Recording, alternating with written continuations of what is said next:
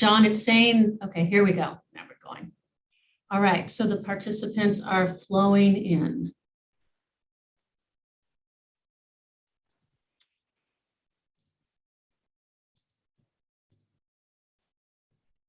Right, good evening, folks. It is 6 o'clock and you are here for a presentation and Q&A and comment on Project Homekey 2.0, specifically the 1251 South Alicio proposal. I'm Katie Rice, I'm the county supervisor. I represent the district in which this project would be located. And we're just going to give a couple seconds for the attendees to fill in.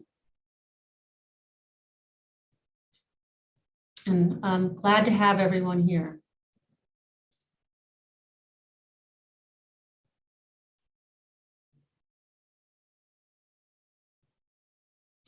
And my tech people, John or Jason, if you have a sense of when the attendees are all in, if you could give me a heads up, that would be great.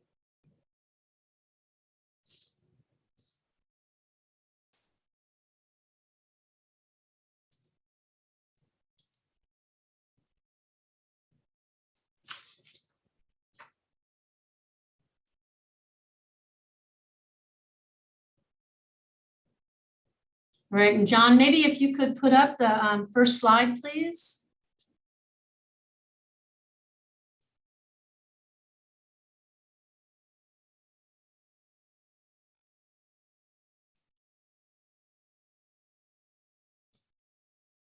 All right. Okay.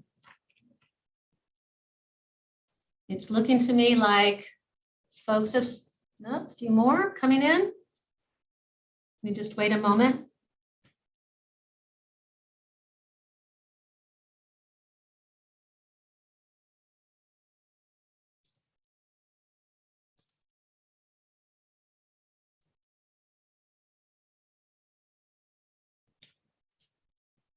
All right, I am going to get going here. Our first couple of slides are introductory, and by then, hopefully everyone who's wanted to join will have joined on. Again, I'm Katie Rice. I'm the county supervisor representing District 2 in the county of Marin, and which is most of the Ross Valley and parts of San Rafael. And so the 1251 South Alicio Project Homekey proposal is within my district. And I want to welcome everyone who's here today from the community, and also thank staff from the county and ECS and our own tech people for being here tonight for this meeting and for all the other presentations and meetings that you've been holding over the last several months. So very quickly, I just want to by name introduce the folks who are going to be with us today, and then we'll move right into the presentation.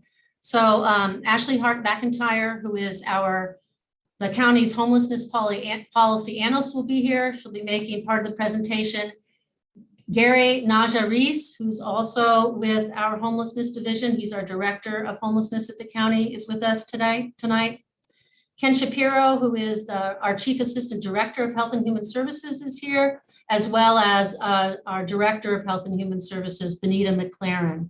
And then from Episcopal Community Services, Beth Stokes is here. She is the executive director of ECS, and as well as Kevin Kitchingham, who is ECS's director of housing development.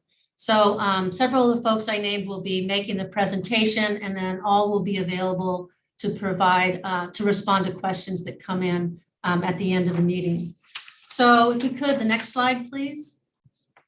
So the format for this meeting will be, there's about a 20-minute, 25-minute presentation to provide sort of an overview of how the County of Marin is approaching homelessness, our Housing First model, and progress we've made over the last 4 years specifically.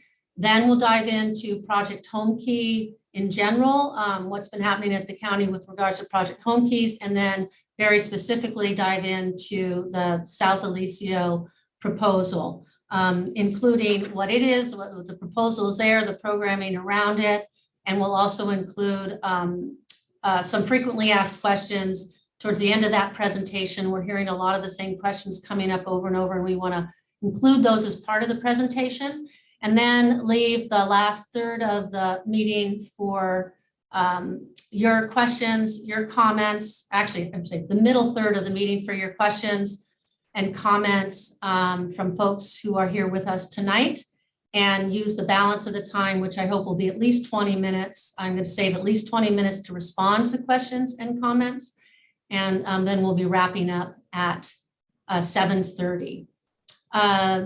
We do have Spanish translation available. And if you could go to the next slide, please. So these are the instructions for folks who would like to access this and listen through the Spanish interpretation. And there'll also be the opportunity to participate in the comment and questions at the end with the Spanish interpretation. Next slide, please. So with that, I am going to hand it over to Ashley Hart McIntyre, and take it away, Ashley. Hi, all. Thank you so much for having us tonight. We're happy to have this opportunity to speak with you about what we're working on and hear from you about your questions and your concerns. So, excuse me. So next slide, please. So we're going to start with a little bit of background into our system of care and how we got to where we are. Back in 2016, we started taking a really hard look at our system of care and realizing that it wasn't working the way that we wanted it to. There were a lot of folks who, there was a large population of folks who were quote unquote too sick to house. People were, we saw the same faces cycling in and out of programs. And that wasn't working for anybody. It wasn't working for the clients. It wasn't working for the providers. It wasn't working for the community. So we started doing some research. And next slide, please. We learned that there we go. Thank you. That the longer folks are homeless, the more vulnerable they get. There's a population of folks who are homeless, very briefly, often will resolve within the first several weeks of being homeless and never be homeless again. It's a brief one-time crisis. There's a second population of folks for whom homelessness is episodic, but not sustained. Maybe will happen more than once or twice in a lifetime, but not representative of a long-term condition. And then there's this group of folks who are chronically homeless, and the chronically homeless folks are particularly vulnerable. There are folks who have a disability, have been homeless a long time, and they have a life expectancy about 25 years less than people who are housed. Next slide. And what wasn't working about our system was that our system was designed, as most homeless systems of care were designed until the last 5 or 10 years, to focus on this earlier population, this folks who are homeless temporarily or episodically, because these are the folks who tended to have an easier time meeting program rules, following program rules, meeting expectations, able to navigate a really complicated system of care. And the chronically homeless folks are the ones who are being left behind and causing a lot of community consternation. Next slide. So we started looking at our neighboring communities who were having a lot more success with this population than we were, despite having a very similar rental market. The picture of one of our field trips where we visited the Palms Inn in Sonoma County. Next slide. Again, our field trip, we learned a lot about these programs. The Palms Inn was a project that took over an old hotel and turned it into single resident occupancy unit for folks who were chronically homeless. Really transformed an entire neighborhood. Was able to end homelessness for a lot of homeless single adults and veterans, which was a really encouraging story. They were working with a tough to serve population with a lot of success. Next slide. So this is what we call this our pizza chart. This was our attempt to map our system of care back in 2016. And our system of care was, in fact, so complex that you'll notice the guy on the right, he's got a PhD and he couldn't figure out how to navigate this system of care. So given that, how is somebody who is vulnerable, who is experiencing trauma and crisis expected to navigate our system. Next slide. What we saw was that was causing what we call the cycle of chronic homelessness, which is that folks who were really difficult to serve, who were the most at risk for death, for all these horrible outcomes, they were having a lot of trouble meeting program expectations and following rules. They were failing out of programs, which of course built tons of distrust. Folks who were distrustful of the system wouldn't seek help, and without help, they were not getting the support they need, and they got worse, and then they became more at risk. And the cycle continued and continued and continued. Next slide. So we began to really understand that we don't need another program based on group characteristics. So we don't need necessarily another specifically substance use program or mental health program or something like that. What we really needed was to redesign our process that recognizes the unique needs of each individual person we were attempting to serve. Folks who are experiencing homelessness are not homogenous group of people, just like any other group is not homogenous. For most folks, homelessness is brief, but for all people who experience homelessness, it's a deeply traumatizing experience for most. And if it's prolonged, it can really cause or exacerbate mental health and other issues. So as a result, most of the challenges that homelessness presents to neighborhoods and municipalities are from folks who are experiencing chronic homelessness. Next slide. So we founded what we call the Homeless Outreach Team Program, which was a collaborative of agencies across the county, nonprofits, government. And you can see this is a picture of one of our earlier meetings when we first began. We had everybody from frontline staff and outreach workers who were actually working with the clients and knew exactly what their struggles were on each individual person, up to agency executive directors. You'll see the deputy director of the Housing Authority here, the former COO of HHS, the executive director of Homeward Bound, folks who could actually make policy changes for the people that we were attempting to serve. And we worked through a list of folks one by one. We had a list. This is a pilot program based in San Rafael. We had a list of the most vulnerable, most challenging folks that we were attempting to serve in San Rafael. And we went through that list one by one and attempted to find solutions for all of them. So over the course of that year that we were piloting that program, I think we were able to permanently house, I believe it was 18 chronically homeless folks from San Rafael.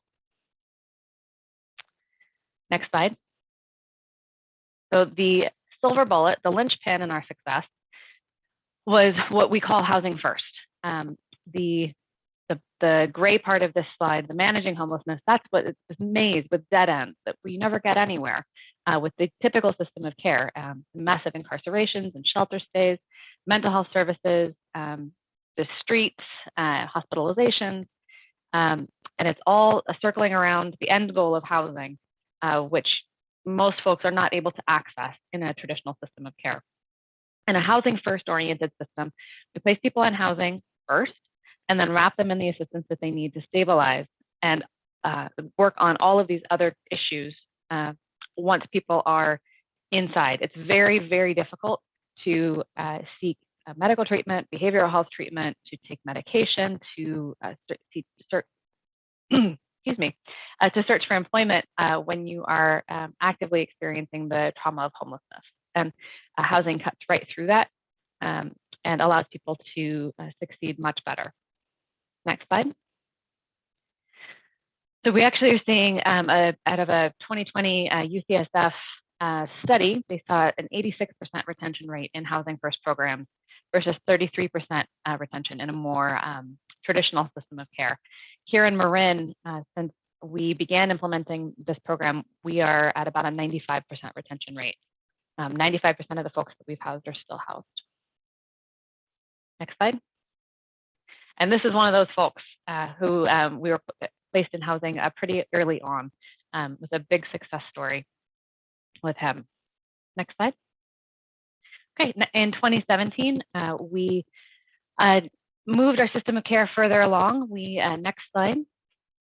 We joined it's actually an international movement called Built for Zero, which takes this by name list approach, this every person, one person at a time approach, and mobilizes it on a much grander scale. And so we worked with Built for Zero and launched our coordinated entry system in 2017.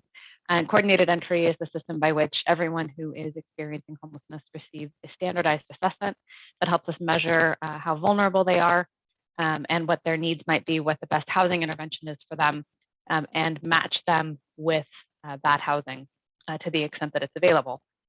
It works like a hospital emergency department or an organ donation waitlist. It's not first come, first serve. It's really using housing as a medical intervention or behavioral health intervention. Next slide. Okay, so our impact. Have we been successful with this? And the answer is thankfully yes. We've had a lot of success. Next slide. This is a quick snapshot of the last 6 months of our work. As you can see, we're working at about a 95% retention rate. And we have housed, since we launched coordinated entry in October 2017, we have housed 439 chronically homeless folks in permanent supportive housing. Next slide. So one of the things that we hear a lot of concern about is, well, if we put services and housing in our community, people are going to come here seeking those services. And that is, that's something that is a fear across all kinds of communities. I've done this work in lots of different places. And I've heard that same concern from San Francisco to Fresno to Mariposa County, all different sizes and types of communities. And what we see based on the data is that that's almost universally not true. Most of the folks who are experiencing homelessness, and particularly folks who are experiencing chronic homelessness, are very likely to stay in the community where they had connections and community before they lost their housing. Here in Marin, based on our every other year point in time count, 73% of folks who are experiencing homelessness in Marin County lived here before they lost their housing, and greater than 50% had lived here for more than 5 years. And you can see that it ranges from roughly 70 to 85% of folks across the Bay Area are living in the community where they lost their housing. Next slide. So we have a little bit of a video to show you, give you a little break from my voice, to talk a little bit more about our system of care and the work that we have done. Go ahead and play the video.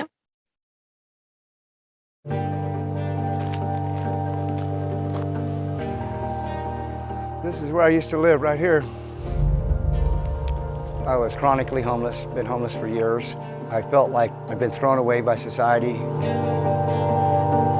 I felt that I'd really screwed up in life, and this is my punishment. I just didn't know how I was going to get from point A to point B. The gap was enormous that needed to be bridged, and I couldn't do it on my own. I went by myself and I was praying and just saying it over and over again. I can't do this anymore. I can't do this anymore. God help me.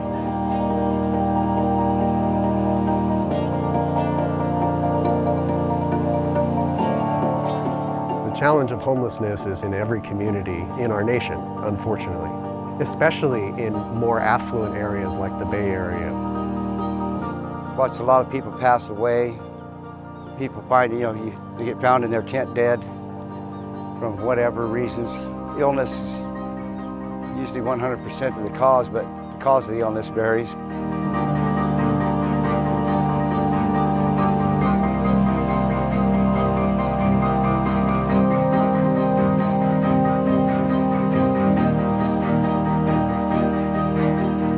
I've been doing this job for 5 years, and when I started, it was difficult to coordinate care from the different agencies and from the county because we weren't talking to each other. With whole person care, we're able to really address the issues that each person has, person by person, issue by issue, barrier by barrier. Most importantly in that is those two words, whole person. We're able to now help somebody with their housing. We're able to help them with their health care. We're able to help them with their behavioral health needs. We can help them with their social needs, help them to get income.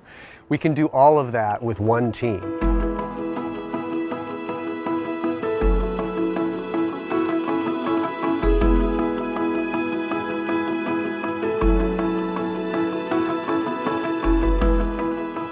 I think that partnership is important because no one organization can do this alone. It's a really strong and ever-growing team of partners that are coming to the table to address this issue of homelessness. We went on some field trips to go and see what other departments or cities had done or counties and brought back some of those practices to Marin. Placing people into housing is the first step in healthcare.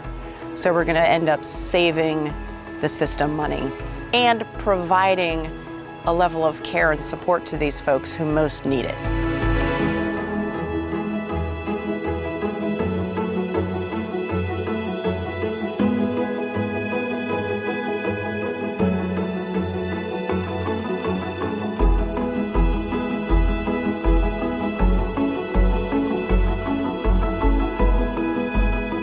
We've got people in housing all over the county. We've got people who are up in Novato, people in Mill Valley, Terra Linda, here in San Rafael.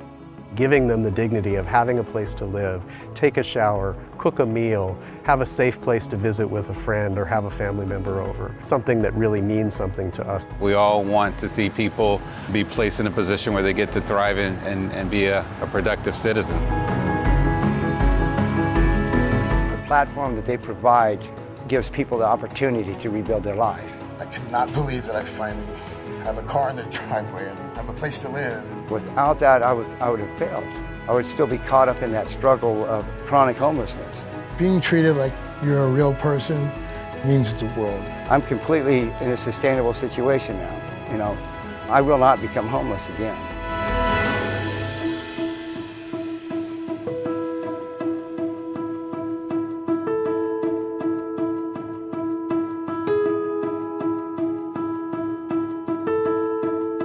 People on the street feel like getting housing is possible because their friends are getting housed.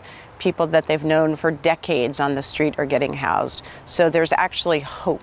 I believe chronic homelessness can be ended in Marin County. It is absolutely possible to end chronic homelessness. Absolutely, it's possible. It is possible to end chronic homelessness, and we're going to do it. And we can only do it if we're working together.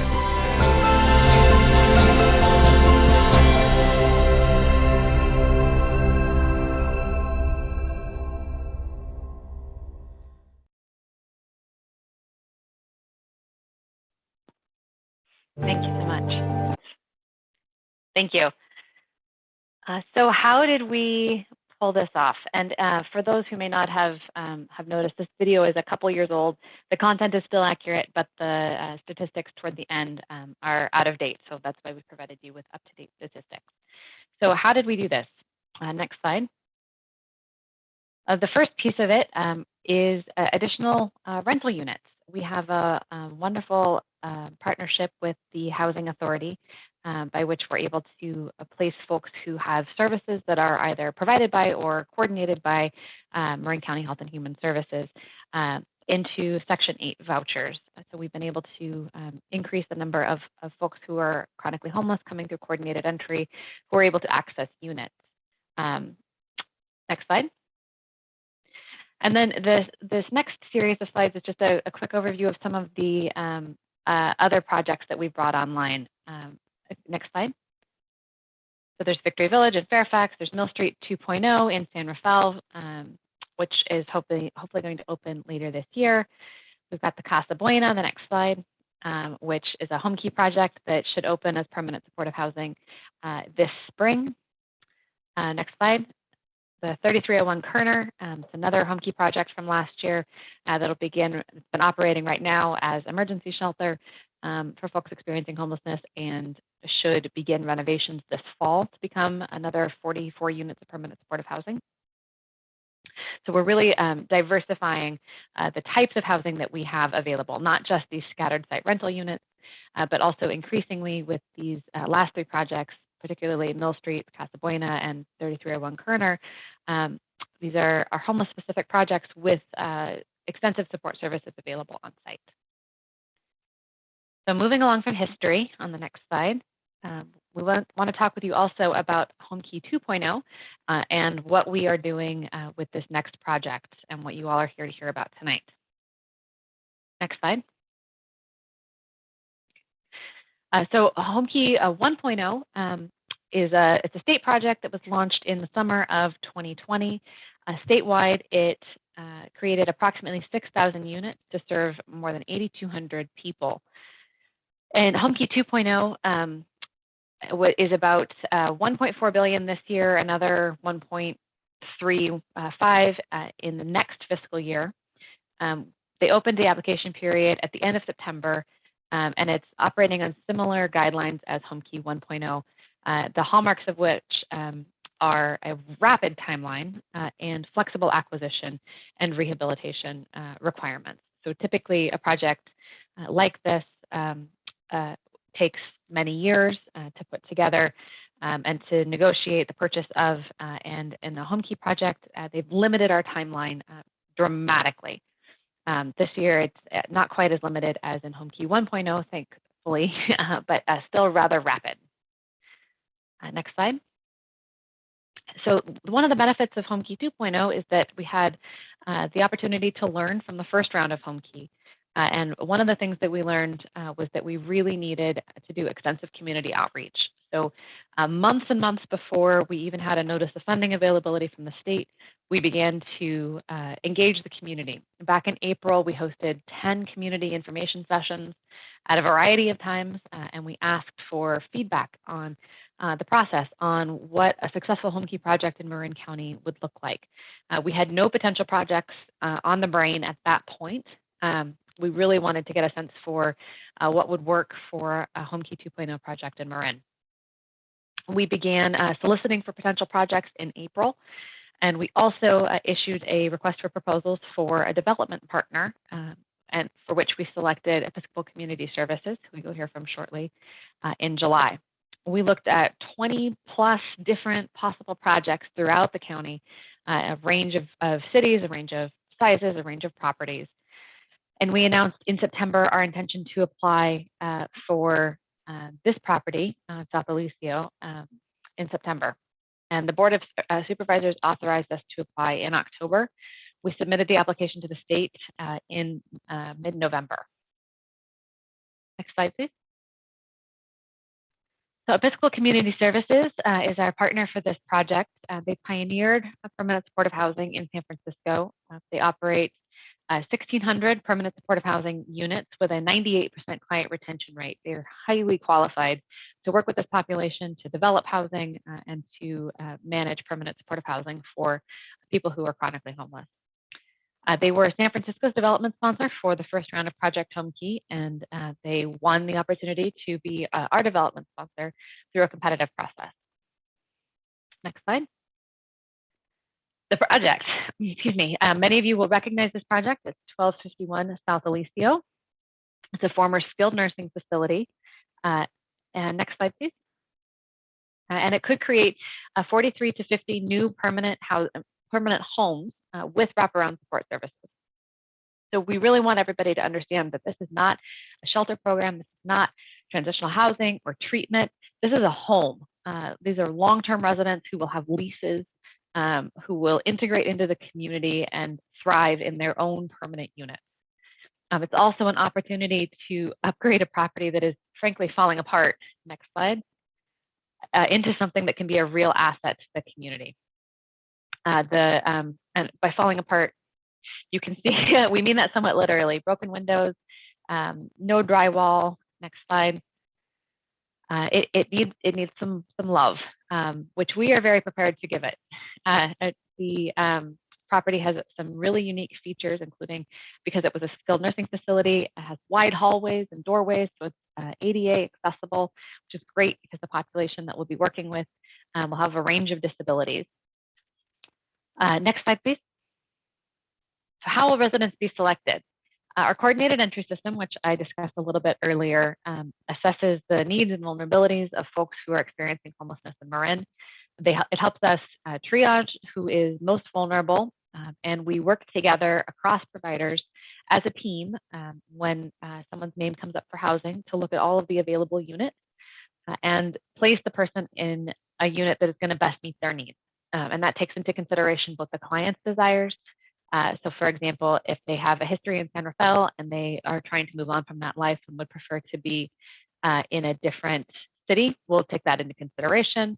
or physical needs, such as the need for a ground floor unit or an elevator, to things that clinicians might know about the client, such as, this person really likes to play the drums at 2 o'clock in the morning, so they really need a standalone unit where they're not going to disturb anybody, for example. These units are not going to be on the open market. You won't find one on Craigslist. They're not going to be advertised. They're just going to come through coordinated entry. And with anybody who's placed in permanent supportive housing through coordinated entry has wraparound support services. We do not place people without appropriate services into permanent supportive housing. It's not permanent supportive housing without the support. Next slide.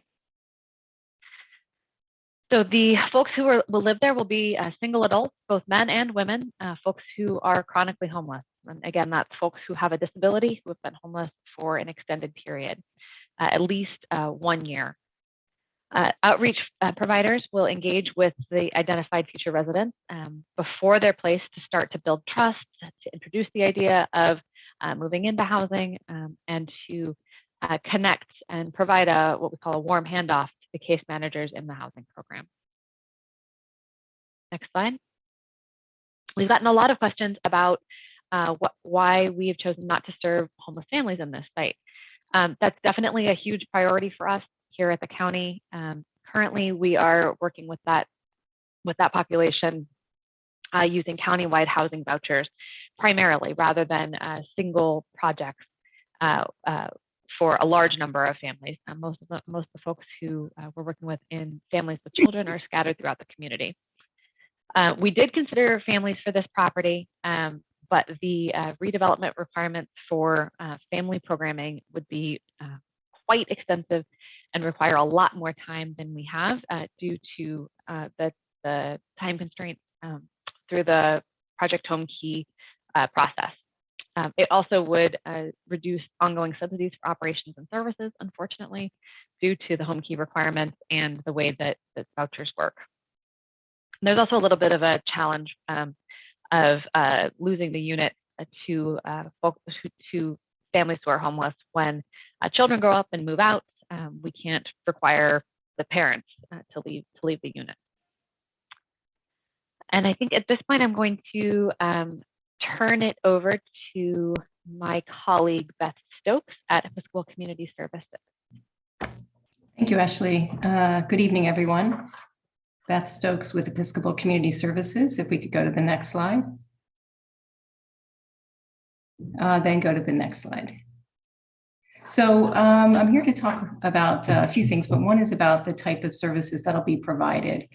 The County of Marin is committed to guaranteeing supportive services for all the people who we are housing at 1251 South Alicio Drive. The services will include health, behavioral health, counseling, benefits, advocacy, financial literacy, as well as food insecurity. The type of services, include case management at a small 1:17 case management ratio. The case managers on site that'll be there full time at the 1:17 ratio will be working to care coordinate the folks that have issues with, could be a disabling health condition. And we will be working to do things like coordinate them having a health home, ensuring that occurs. Ensuring that they have access to behavioral health services on site and might be psychiatric services off-site. We'll also be working with them on healthy aging and aging in place in supportive housing is something that we do a lot of work on. And we'll also be working to help folks who are interested in workforce development and potentially seeking to get some type of employment, and also working with them on income support. So there's a lot of coordination of care with the case managers in supportive housing. The goal in supportive housing is to stabilize those folks that are there that have experienced chronic homelessness and have some disabling conditions that go along with that. The partnership and support from all Marin County service providers is something that we anticipate. This isn't a project that you can do alone. So we do anticipate having some of these services on site, as well as being able to partner and engage in MOUs with other Marin County providers who are nearby and can help support this project.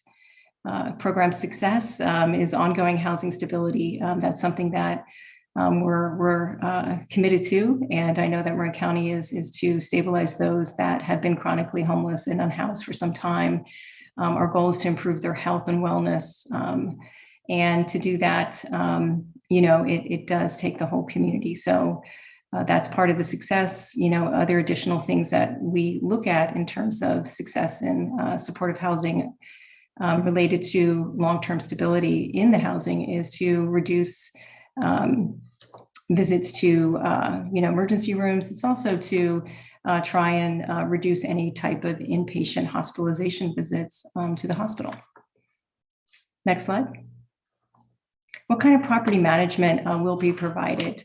So ECS, we work with a professional third-party property management team who has an expertise in permanent supportive housing and have worked with them for quite some time. The residents that are there will be signing leases and paying 30% of their income towards rent.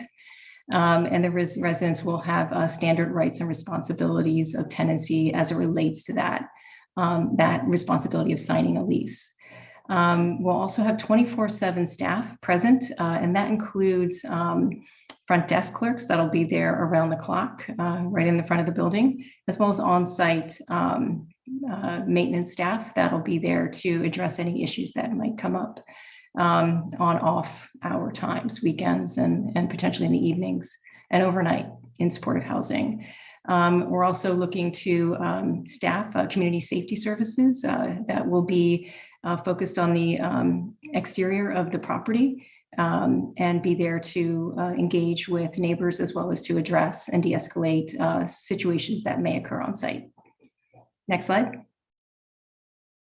This is one of the ECS permanent supportive housing properties. This is one of the first properties that was developed in 1993 in San Francisco. It's called the Ken and Kip Senior Center. The next slide. This is another ECS property. This property is a supportive housing program for families in San Francisco. So it is serving some of your highest need chronically homeless families, in San Francisco. And the next slide.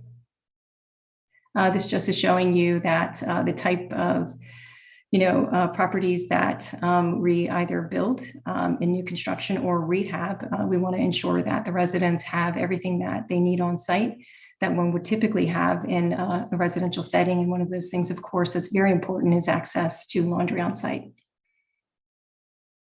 And the next slide. We also provide in all of our supportive housing sites community kitchens. And so here you'll see this is a new construction community kitchen that was developed alongside the property. And so these residents have the ability to cook in their units, but they also have the ability to come together as social activities and community gatherings are so important in developing the social networking that folks need in supportive housing as we really work to address issues of isolation that come up in supportive housing. So there's a lot of community activities that occur in supportive housing as part of their social well-being. And the next slide. So frequently asked questions. I think there's quite a few of these that we'll be answering. And I think I am going to start off with these questions, and then there'll be a few other folks joining me. So next slide, please. So number one, can you describe the staffing model in more detail? So as I said, it's a 1-to-17 case management ratio, which is very good. In other communities, it's not always a 1-to-17 case management ratio. So in Marin County, I think that that's fantastic and definitely lends itself, that model, to support the ongoing needs of the population.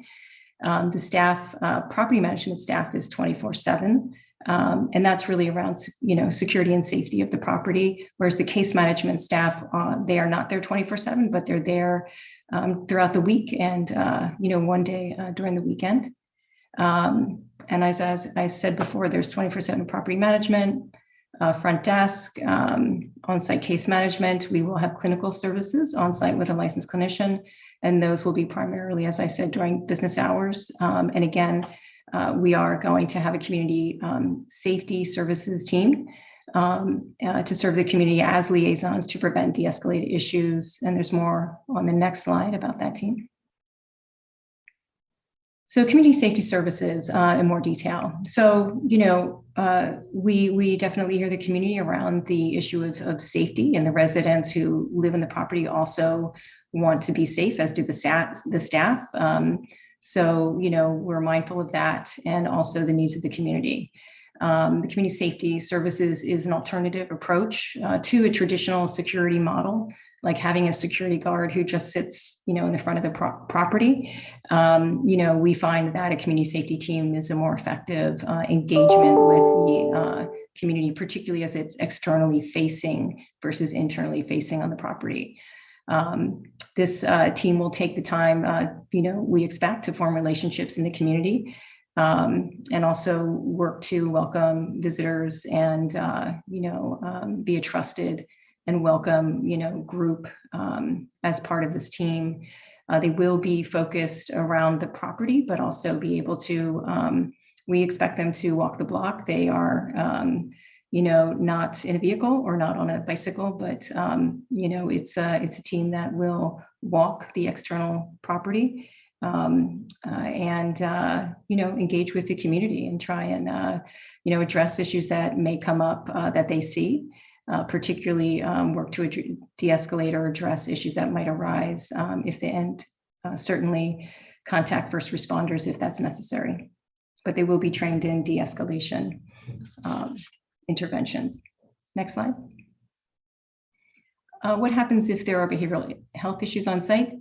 The residents in the building are subject to the same laws as all community members. We like to ensure that folks are aware of that all residents have the same rights and responsibilities as tenants. The residents are also expected to follow community guidelines that are established for them, including a commitment to safety. Everyone wants to feel safe in their home, and these residents are no different. And so that's a big part of the work that we do in property management and services is to provide a safe setting. Weekly meetings with other nonprofits will occur. So we'll be, connected to the Marin community of nonprofit providers to leverage additional supports if that's needed, and leverage that assistance around other housing options if necessary. As a last resort, residents who have unresolvable lease violations or other serious infractions related to the lease or violating the community rules, their tenancy may be terminated. But always with behavioral health issues, in supportive housing, the effort is to really work to stabilize folks and try and mitigate those issues in advance. Next slide. What happens if residents engage in illegal activities or on site or nearby? And again, residents are subject to all of the same laws as community members. If residents do engage in anything illegal activities, they'll be subject to the legal process that is afforded to anyone who's accused of a crime, or if a crime is noted. Residents will be subject to additional requirements. They won't be subjected to additional requirements or restrictions, nor will they be exempted from standard legal protections. The next slide. I will hand this off to Gary. Thank you, and thank you, Beth. And again, this is Gary Najaris. I'm the Director for Homelessness and Whole Person Care with Marin County Health and Human Services. So question number 5, how can we ensure this program will not have the issues that arose at Victory Village? So Victory Village is a different model, service model and housing model from what is being proposed at South Alicio and other sites in the development pipeline, such as Mill Street and Casa Buena. So South Alicio and the other sites will have on-site supportive services staffing who will be more able to immediately respond to and de-escalate conflicts or crises, as Beth had explained. Victory Village has been an important learning experience for supporting clients and has demonstrated that, just like the general population, different people have different housing needs, and we sometimes have to work hard to find the right fit, and we're always committed to doing that. Next slide, we'll be back to Beth. Thank you. Just coming off mute. Will COVID vaccines be required for residents? As Marin County residents, people living in the building will not be required to be vaccinated. However, they will be strongly encouraged and supported with health education and individual counseling from the care coordination team on site. ECS will arrange for on-site vaccination clinics as we currently do at our other supportive housing sites, as well as COVID testing at the building, and will support other public health education and safety measures to support the community's health. All staff, volunteers, and contractors will be required to be vaccinated if they come on site. Next slide. So for our next question, what is the success rate for residents achieving sobriety? So we do not require sobriety in permanent supportive housing. As with the general public, many of the people that we have housed do not require substance use treatment or have sobriety as a goal. Among those who do struggle with substance use, there is not one common way to measure success. For some, the goal is sobriety. For others, it's regaining control of their lives or using drugs less frequently. For many, their goals change over time. With one shared measure, we do not track success in recovery beyond the individual level. We track success in housing and support people in a diverse array of recovery goals, which include but are not limited to sobriety. Next slide, please. Will sex offenders be allowed to live here? So we understand the seriousness of this issue and the seriousness of these crimes. The project is funded with Housing and Urban Development, or HUD, housing choice vouchers, which prohibit any household member subject to a lifetime registration requirement under a state sex offender registration program from being admitted to the program. Anyone prohibited from living at this location by virtue of other applicable laws, restrictions imposed by judges or others will not be admitted to the program. The county does not intend to apply additional restrictions beyond what is mandated by HUD and other applicable laws and restrictions. Next slide. Thanks, Gary. What's going to happen at the neighboring park areas? I think we all share the desire to keep all local parks as thriving community assets and a place for folks to go and relax, get fresh air, and to unwind. That is the intention, with this supportive housing site, is to maintain that. If there are issues, neighbors can contact the site director, property management, or the community services team, which should be visible from the park. Residents will also have their own outdoor space at the property itself, 2 outdoor spaces actually. We're also planning to build fencing along the side of the property to demarcate the park from the actual property itself. And that just to note that this property is not expected to impact the nearby bird sanctuary, as that has been brought up as an issue. And we do not believe that this will impact the bird sanctuary, this housing development. Thank you, Beth. Next slide, please. Number 10, is this proposal a done deal? So the Board of Supervisors has voted in support of applying for funding to the state.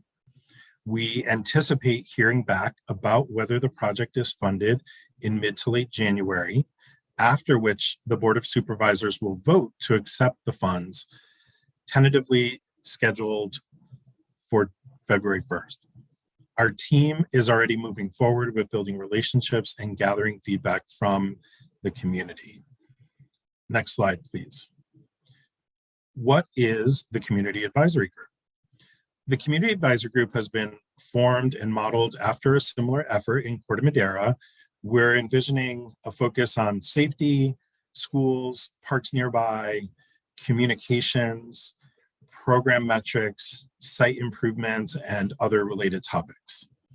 Community stakeholders will include the city and county, Episcopal Community Services, ECS, Kentfield School District, Safe Routes to School Program, Central Marin Police Authority, and 6 neighbors. The first meeting was in December, and a communications committee has met twice. Activity will pick up if and when funding is awarded. Next slide. So what is the next step in the process? So there are several. We'll continue working with the community advisory group. We'll continue to seek additional funding to support the capital development, operations, and services costs of the project. We'll continue to send update and create responses to the FAQs. That information is available on the project's website at www.1251seliseo.com, and it includes an email list sign up. Any additional questions should be sent to homekey@marincounty.org. Next slide. Okay, Supervisor, back to you.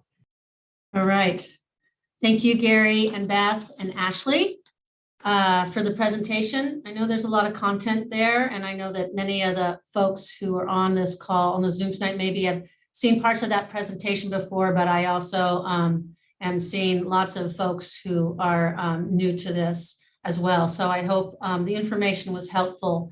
We highlighted some of the most frequently asked questions that we've been hearing over the last several months in the presentation. There are on the project website, there is a really extensive FAQ page. I think there's something like 40 or 50 questions that have been come in over the last few months that are listed, and there are answers, responses provided on that FAQ sheet. But right now, want to give time to folks who are attending to share any comments, ask any questions that weren't addressed in the presentation tonight, and hoping that we'll be able to hear from everybody who would like to speak and also respond to questions. And if we run out of time in terms of responding to questions, we will make sure that we connect with you or ask you actually to shoot an email, and we'll connect afterwards.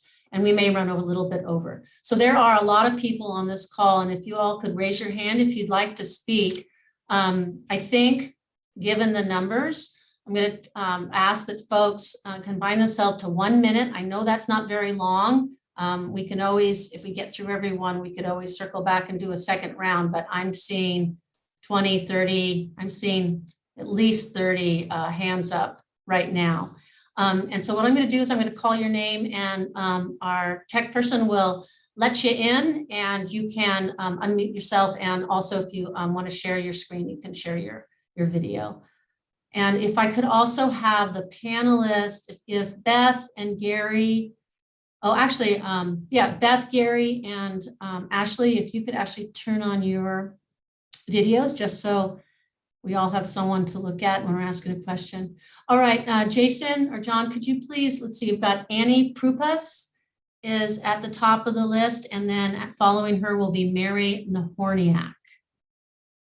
Annie, are you there?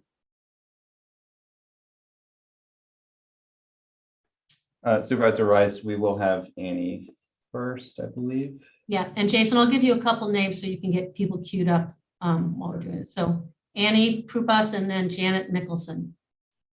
It looks like Annie is still pending promotion.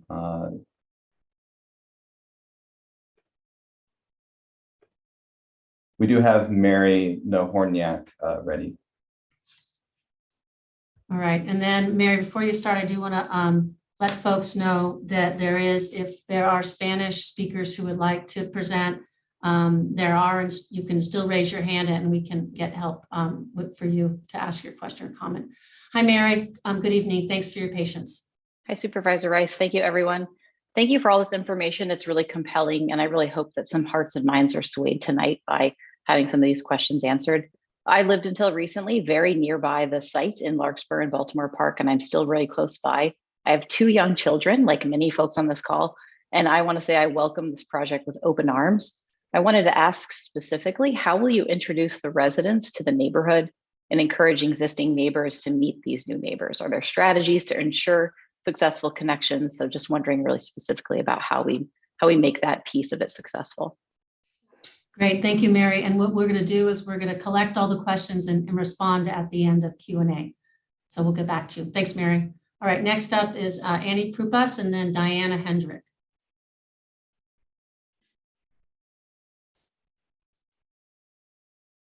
Hi, this is Annie. Can you hear me? Go ahead. Okay, great. This question is for Supervisor Rice. Before Marin County Board of Supervisors approves this location, I'm curious what other local agencies have studied and vetted this location as safe, considering the proximity to a playground on a safe route and within 0.8 miles of 8 schools with over 4,800 kids that are school aged. It's our understanding that the type of individuals who typically vet this type of site with a 55-year commitment, like Mary Jane Burke as the Marin County Superintendent of Schools, Ann Richmond of the Director of Transportation Authority in Marin, who oversees the safe route that this site falls on, as well as local property owners associations and other sheriff and law enforcement have not properly vetted this site. Thank you. Thank you, Annie. Okay, we have Diana Hedrick queued up. Hi, thank you very much. It's Diana Hedrick, and I have multiple questions. My first question is, will you guys host strictly a Q&A where there's zero presentation and just assume the individuals who are attending are well vetted and have listened to all the previous presentations you have? That way we can just spend that hour and a half, 2 hours on those questions specifically that are not answered. My other question is, Willie Brown, or comment, I guess, Willie Brown and London Breed recently came out and are not necessarily supporting the Housing First platform based on the experiences in San Francisco. And I'm wondering if, you know, after all of the data from San Francisco, you guys can revisit everything and say maybe Housing First isn't the best opportunity, but maybe getting people, you know, no drugs and getting their act kind of cleaned up beforehand. Thank you. Thank you. And we got Annie Prupas and then Eva and then Carla. Oh, Annie already spoke. Sorry. It's, oh, I'm sorry. My mistake. Sorry. So we have Eva and then Carla, please.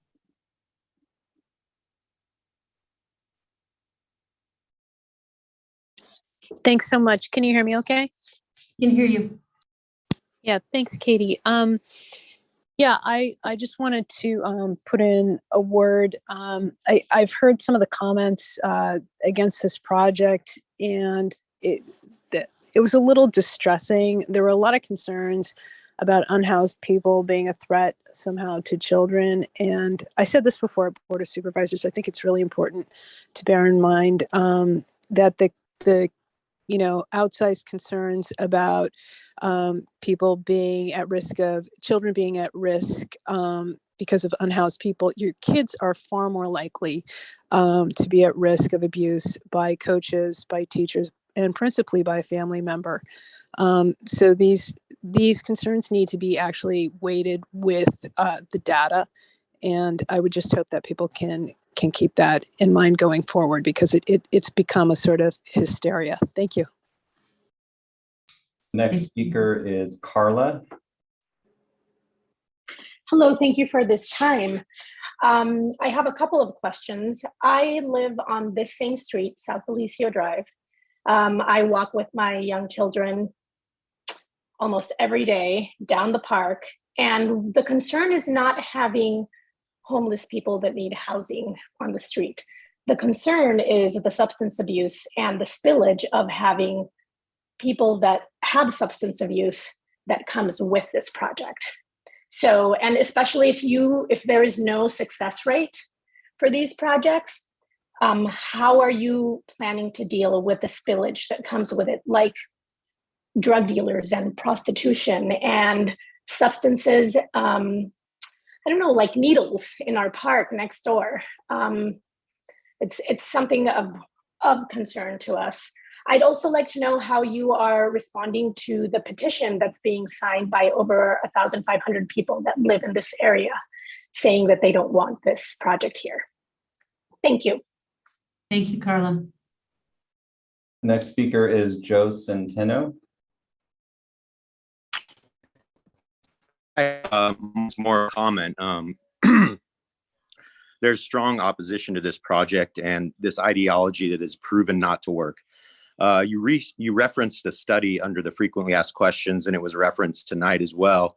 I believe it's the article by Maria Raven, the UCSF study, and that's why it gets the most recent and relevant and top billing, I'm assuming. As a physician, part of our training is to critically review articles.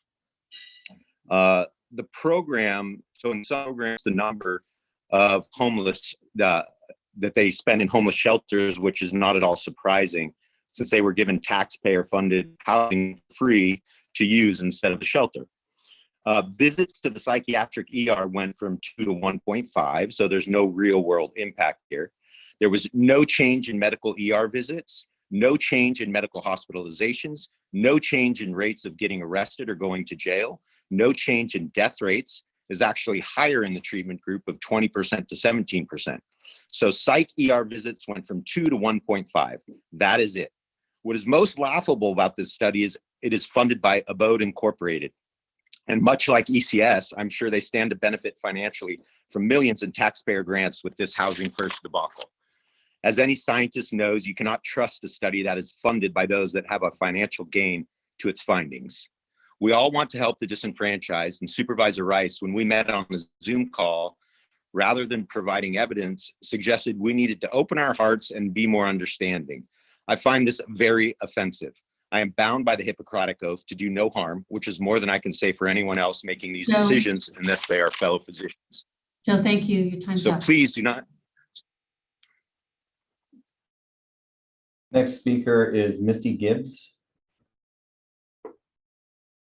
Hi there. Hi, Supervisor Rice.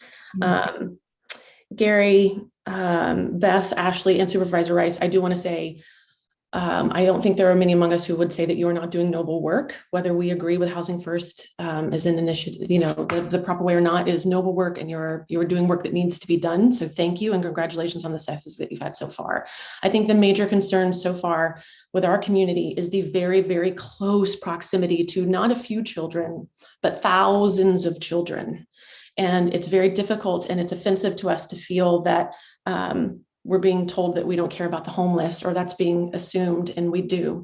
My question is really a statement around the sex offender guidelines. A lifetime sex offender is a tier 3 highest category sex offender. 90% of sex offenders fall in tier 1 and tier 2, which will not be precluded from this location. How do you assure families and people with small children very nearby who use safe routes that they're supposed to be finding their independence on, that this is safe and well vetted?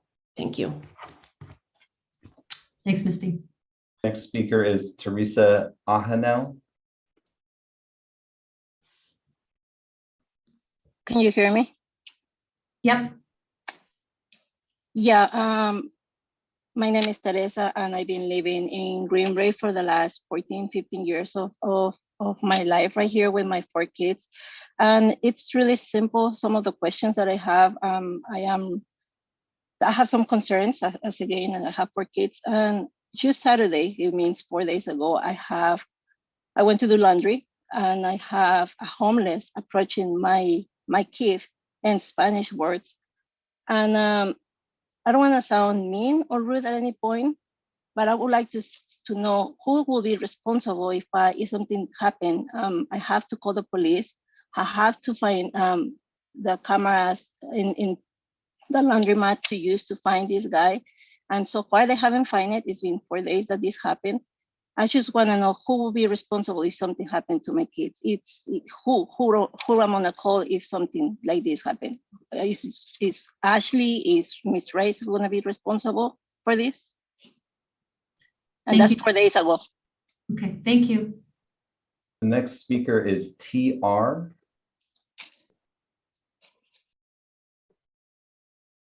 TR, please unmute. Yeah, it's good to see so many members of the homeless industrial complex here again on the screen. And obvious that these people are making careers out of homelessness, and the scourge of homelessness will never end while that's going on. I have a couple of questions for Supervisor Rice. What happens if 6 months after this opens, it turns into the mess that most of us foresee? Is there any way of stopping this after it begins? And another question is it really going to be handed over after spending $20+ million of taxpayer money, going to be handed over to ECS? And will there be any way of Marin County keeping control over this? Thank you. The next speaker is Chris Organ. Hi, I'm a board member of the California Alliance for Retired Americans, or CARA. CARA represents over 1 million seniors and disabled residents of California with 17 chapters, including one we started in Marin County. We support Project Homekey in Larkspur. My wife's family lived a long time in Larkspur.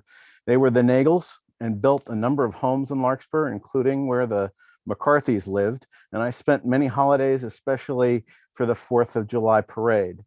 The Nagels were known in the 1930s for serving soup to the homeless of that era from the basement of that home. I believe that the Homekey project is in keeping with those family values that helped to build the community of Larkspur.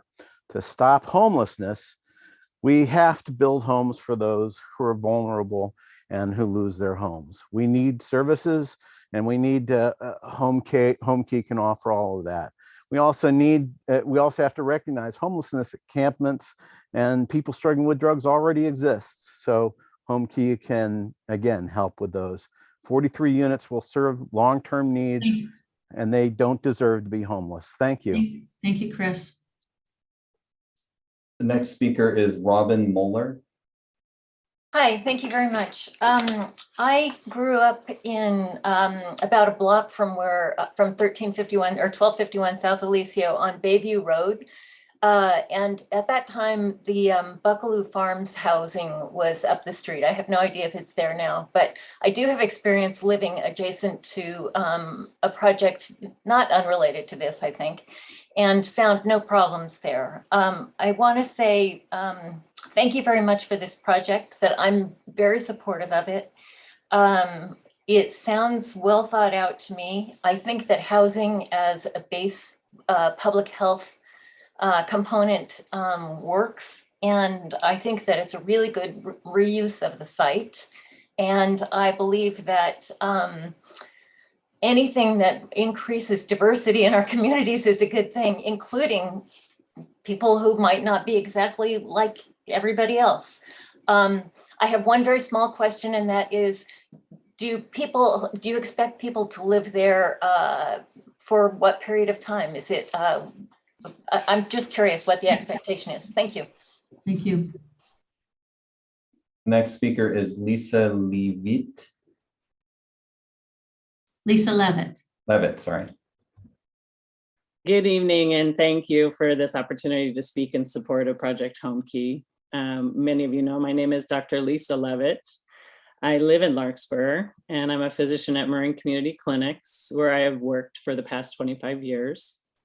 This project at 1251 South Alicio is a truly unique opportunity to really revitalize a non-utilized space and to provide housing stability and to improve health outcomes for medically vulnerable individuals.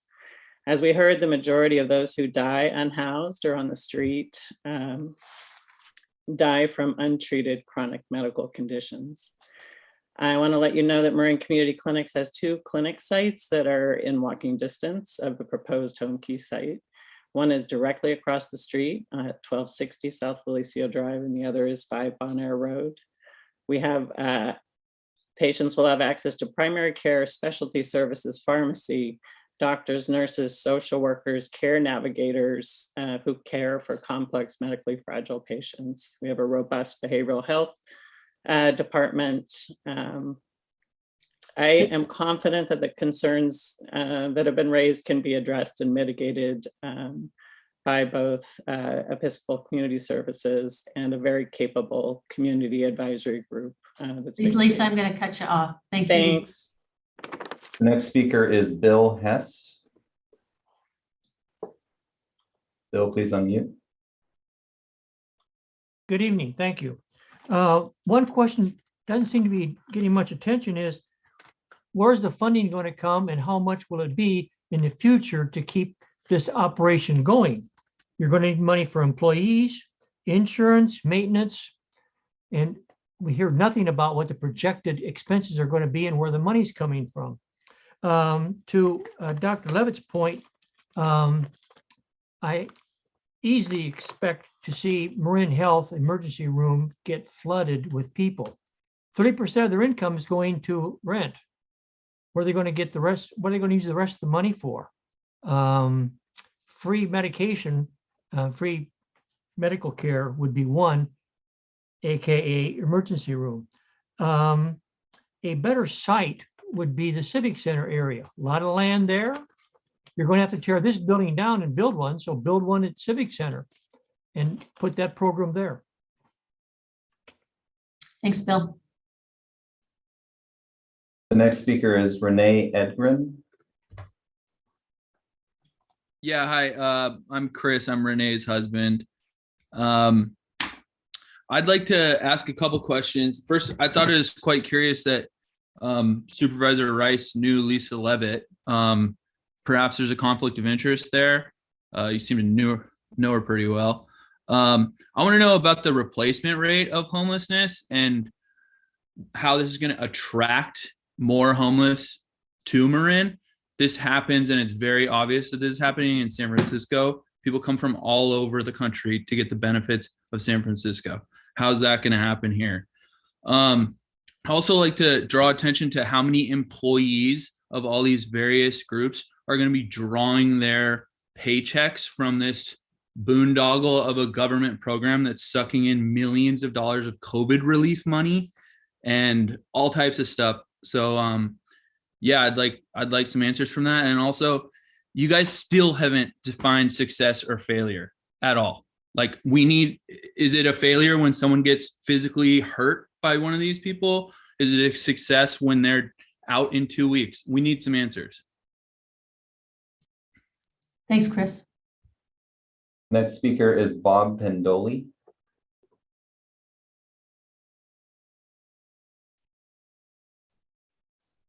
Bob, please unmute.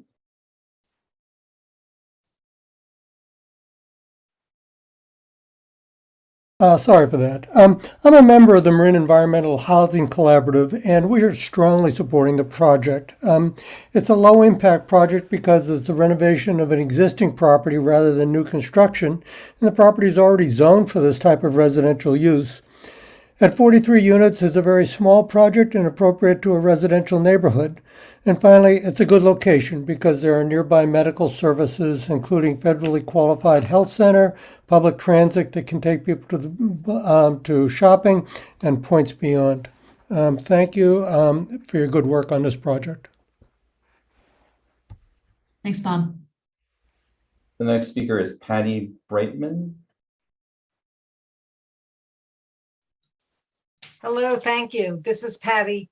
I just want to say that all over the country, people are experiencing homelessness, and friends of mine often ask me, what's it like in the Bay Area?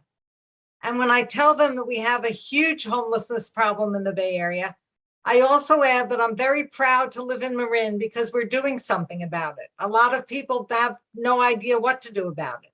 But I admire the people working on this project. I think you're doing the right thing.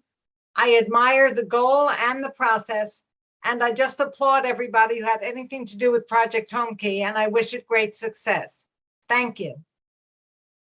Thank you, Patty. Next speaker is Phil Schultz. Hi, thanks. And thank you for the presentation, super informative. There is information going around, not sure about how valid, but that the property is sinking into the creek. Has there been an environmental impact study done on the project? Sorry if this has been answered in the presentation, but would love to learn more about that. Thank you.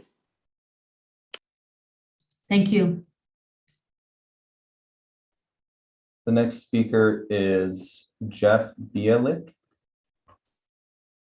Hi, I'm Jeff Bialik, and I want to thank you for having this incredible presentation this evening, and to thank you for this wonderful project. I'm the retired Executive Director of Catholic Charities throughout the San Francisco area, and I can speak with some authority that these projects actually work.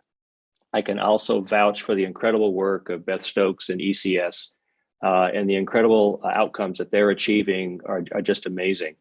I do have a couple of questions I'd like to add to the queue. Will there be opportunities here for volunteers? Will there be congregate meals served, perhaps, as a volunteer and community building option? Is there an option for a food pantry here through the San Francisco Marin Food Bank? Will tenants be allowed to have pets? And I'm curious who you've selected as your property manager. Again, kudos to the team, and willing to do whatever I can to help. Thanks. Thank you, Jeff. Next speaker is Diane Sheridan.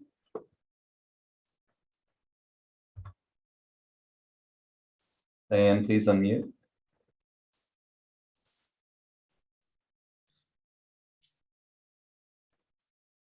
Oh, sorry.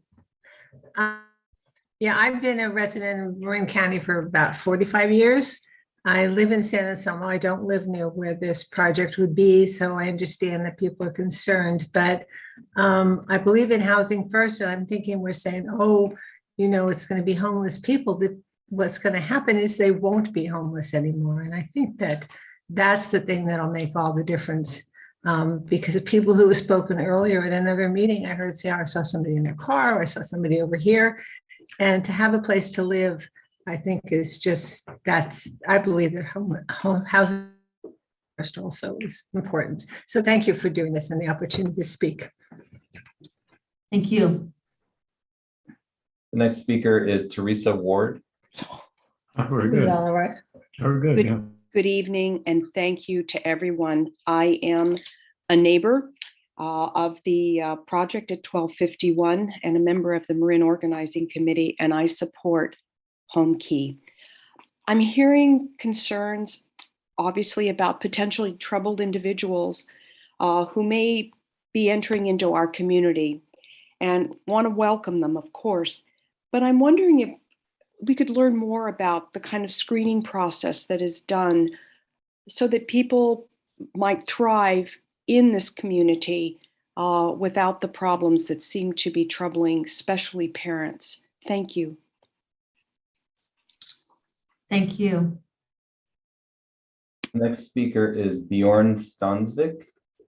Thank you. A few questions and maybe some comments. I wonder if you realize that the FAQ does not answer really any of the underlying concerns that people opposed to the project have. And just stating that you're confident in something is really not a security guarantee. I'm also curious how many and how serious incidents with children involving the residents of the site you consider acceptable. And if you will commit now to shutting down the site if there is a serious incident. I'm also wondering why you're choosing to engage in such a one-sided narrative where you only emphasize the assumed positives and you gloss over the obvious negatives of the site selection and the population. Thank you. Thank you, Bjorn. Next speaker is Mary Kyle. Thank you. Thank you for having me. I'm a social worker in Marin County for the last 25 years. I've worked at Marin General and also currently at Kaiser, social work for 35 years. I have worked in the city with Episcopal Community Services. I have worked with the homeless and homeward bound in Marin County. I think this is an excellent opportunity for people to be housed. If people aren't housed, they have trouble and they have all the listed problems that they've discussed.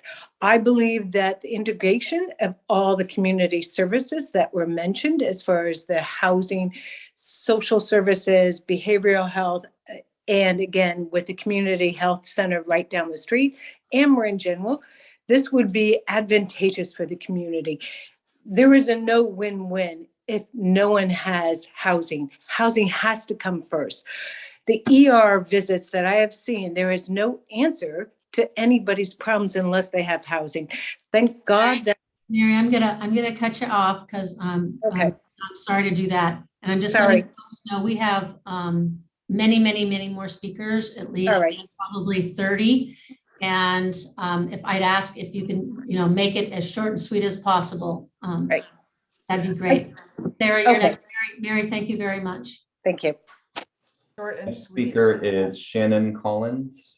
Thank you, everyone. I just wanted Oh, to. Sarah, I'm sorry. Shannon Collins is next. Oh, sorry about that. Okay. Hi, thank you for taking my questions. My first one is to ask, if you will, and to implore all of you to answer each of the questions that have been raised tonight. When you give these presentations, the questions are lumped together, and there's very specific things that have been asked that are not addressed. And so I would ask of each of you to review each of the questions and to answer each of them. The other point that I want to make is to follow on what Misty said about the tier system of sex offenders. I believe that you are all being very misleading by saying that lifetime sex offenders will not be permitted in this housing project, but you're not addressing that tier 1 and tier 2 will be allowed. And this project is within a mile radius of 8 schools. And that is the concern. Many people are opposed to not necessarily the idea of this project and housing for homeless, but are opposed to the location due to the proximity of schools and children and families and the safety, specifically about drug paraphernalia and allowing the lack of sobriety and the concerns that come with that. Thank you, Shannon. Okay, Sarah, you're the next speaker. I just want to thank the group for these presentations and for developing this project. I am a neighbor in Kentfield, and I feel I really represent sort of both sets of folks who are looking at this project. I'm a parent of a 3.5-year-old. I live right across the street from Basich Elementary, where my son goes to preschool. So I'm very concerned about, his safety. And at the same time, it's deeply important to me that we are taking care of our unhoused neighbors. So the way that I view this project is, how do we get to a place of yes?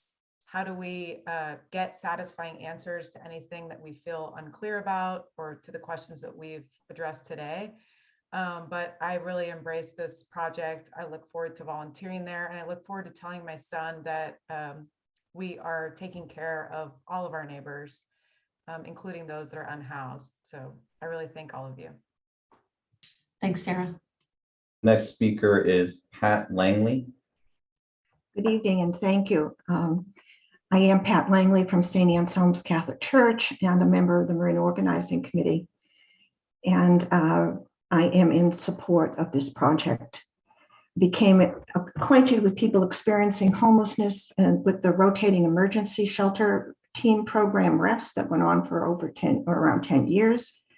We would serve dinners, families and individuals gathering together, and then the guests would stay and spend a night on a gym floor or a church floor. The most common comment from volunteers after a dinner was, "They're just like us." During those years, MOC worked to provide to expanded months that the program was available. We even gathered 8,000 signatures for a permanent home for rest. But we also learned that there is a better solution that's needed, and that's housing. And thank you, Pat. The next speaker is Victoria Holdridge.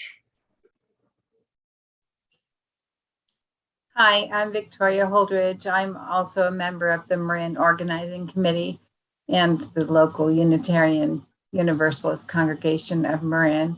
I support the housing project, the Homekey project in Larkspur. I think it's or Greenbrae, whichever line it's on. I think it's a perfect location, having been a housing unit previously I think it will transfer into homeless housing in an excellent manner. And there are lots of services that are close by.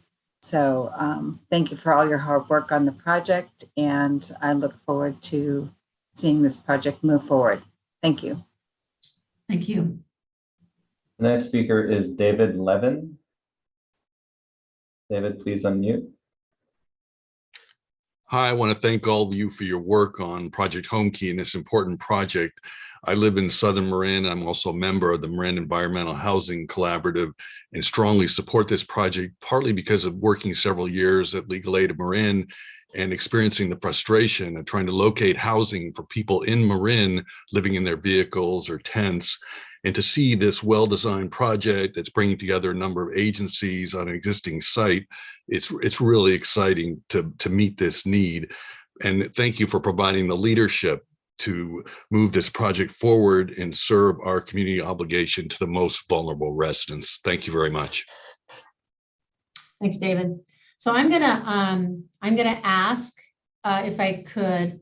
I suspect that there's a lot of hands up. I suspect some folks don't have questions, they just have comments. What I'd really like to do actually is have the people who have a specific question to keep their hands up. I think we want to get the questions so that we can respond to as many as possible tonight before we have to get off the Zoom. I appreciate that folks have comments of support or opposition, but I want to just use the next few minutes just for questions. So if you could put your hand down, if you were just going to make a comment. I know we'd love to hear the comments of support and the comments of not in support, but really let's grab some questions right now, if you could. So that's what I'm asking. There's at least 20 more hands up, and we're not going to be able to get to everyone. So I'd like to take just the questions over the next 10 minutes.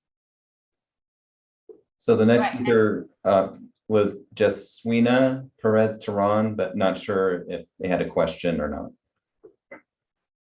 I do not have a question. I wholeheartedly support this project. Thank you. Okay, just questions if we could, or a simple statement like that works, I guess, too. The next speaker is Scott Candell. Hi, can you hear me? Yep. Okay, great. First of all, let me just say I'm speaking for myself and not for the Larkspur City Council right now. I have a question about the vetting process.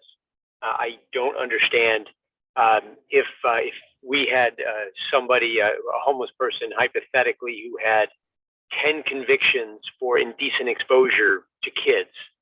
And we said, hey, let's put this person and have them live on a safe routes to school. I got to believe 99 out of 100 people would say that would be a mistake. Or you have somebody with convictions for drug sales and you say, hey, let's put them on a safe routes to school where a bunch of middle schoolers go. It would be a mistake. And I don't understand why we're refusing to have a vetting process that will eliminate people who obviously shouldn't be on a safe routes to school. I've heard the vetting process is really just on the need of the person for housing, but doesn't really take that into consideration. If I'm misreading this, please set me straight. Thank you. Thanks, Scott. The next speaker is Alicia Albin. Hi, good evening. Thank you for your time. I do have a lot of respect for ECS and their mission, but I have a couple of specific questions. One, have you ever managed a project that is this proximate to so many schools? Two, can you address what occurred at the Granada Hotel in San Francisco? Three, we heard from the county that they're not willing to limit sex offenders. Can you as a service provider do anything to limit residents and not allow any tier of sex offenders? And question for the county, I'd like to know, where is the fiscal plan for this project? And how can we review and understand what the long-term financial implications are for taxpayers? Thanks, Alicia. The next speaker is Carol L.D. Carol, Thank- please. Oh, sorry, go ahead. Am I unmuted now? Thank you. I appreciate this. I think if you would do the next presentation with only people who are opposed and have answers that need to be answered, that would be a big time saver.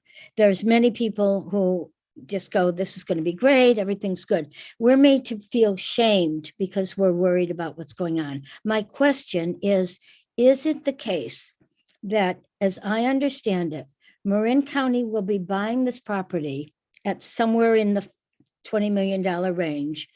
It will then cost per resident about $500,000 per apartment.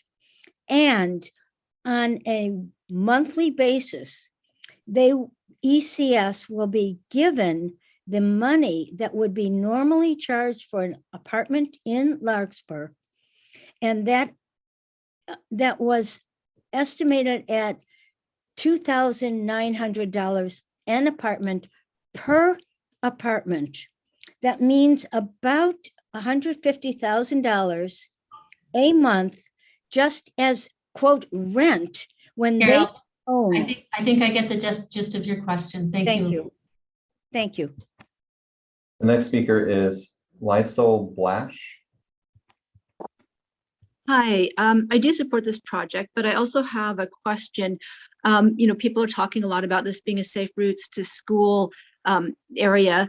And I'm wondering if there's some way to work with safe routes to school or crossing guards, and in conjunction with the people who are serving us security services at the property, to just be out and about during school, for lack of a better term, commute hours, just to make sure that people feel like there is some safety ensured.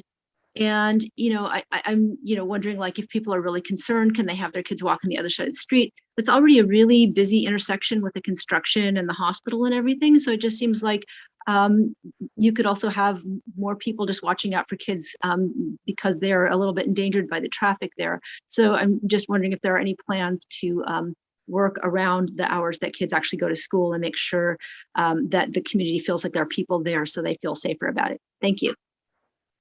Thanks, Lisa. The next speaker is Jason Saris. Yeah, hi. My question to the county is, after last year's or the year before's fiasco with the Marin sale and how the county pulled out at the last second because of community pushback, I'm going to ask the county this: Are you going to go through with this project and help reduce homelessness? And my answer is, or hopefully your answer is yes. Thank you. Thanks, Jason. The next speaker is Aubrey. Yeah, hi, a number of questions. Number one, I was curious what the Board of Supervisors will do if the neighborhood or surrounding area is negatively impacted. Would you take steps to close the facility if it was creating an issue for the community? Second question, I'm curious what type of crime, specifically inside or outside the facility, would get somebody evicted. Third, have any schools or HOAs actually voiced their support of the project, is a question. Fourth, how will the community advisory group recommendations be implemented if they have them? I'm curious if they actually have any sort of say, or if it's just kind of a fake front for a group that's not actually allowed to have any input on who's allowed in and what protection measures we can take.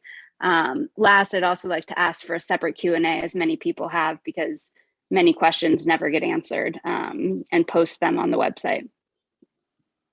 Thanks, Aubrey. Next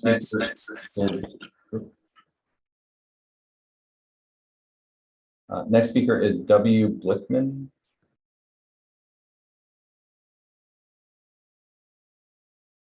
W. Blickman, please unmute. Hi, sorry. I was wondering, it was stated on the FAQ that while treatments for substance abuse and addiction are offered, they are not required, and that residents are not allowed to use substances on the premises of Homekey and South Alicio. How will you protect our parks and schools from becoming inundated with drug use beyond the community advisory group? safety measures is the ECS providing to the community? Thank you.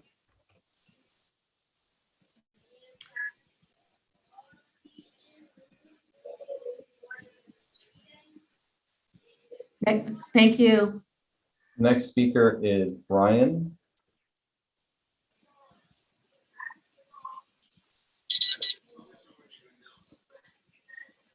Hello, good evening.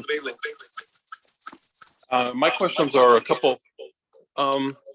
In Marin County, we've got 1,000 or so homeless by the last count as I read it. And of those 1,000, we're going to be housing permanently 43 people without any plans to move them into more permanent housing, not supported by the county. So I'm just wondering, of the $20 million that's going to get sunk into this, what money is going to be spent on homeless people, the other 1,000 people that will be left? And a possible idea would be if you take this money and put it towards Section 8 vouchers or to rentals for these people into housing that way, and let them earn their way in by being good residents of those rental properties. The other thing is the intake rules for people. That subject's been brought up a couple of times. And we see that 30% of the people can come, an average of 30% of people will come from outside the county. So the vetting process, we talk about making sure that they're homeless for a year. I don't understand how that process works. How do you, if someone comes in and claims they've been homeless for a year, is that good enough? Or do they have to have service connections with people that have been working with them? The vetting process just seems kind of unclear to me. And then the responsibilities of individuals to properly work through the system and to be drug free and these things, and not having any kind of those kinds of rules. So that the person, because we're interested in the individual, the public should also be taken into account. And the same goes with not having to have a COVID vaccination, unless there's a medical reason not to.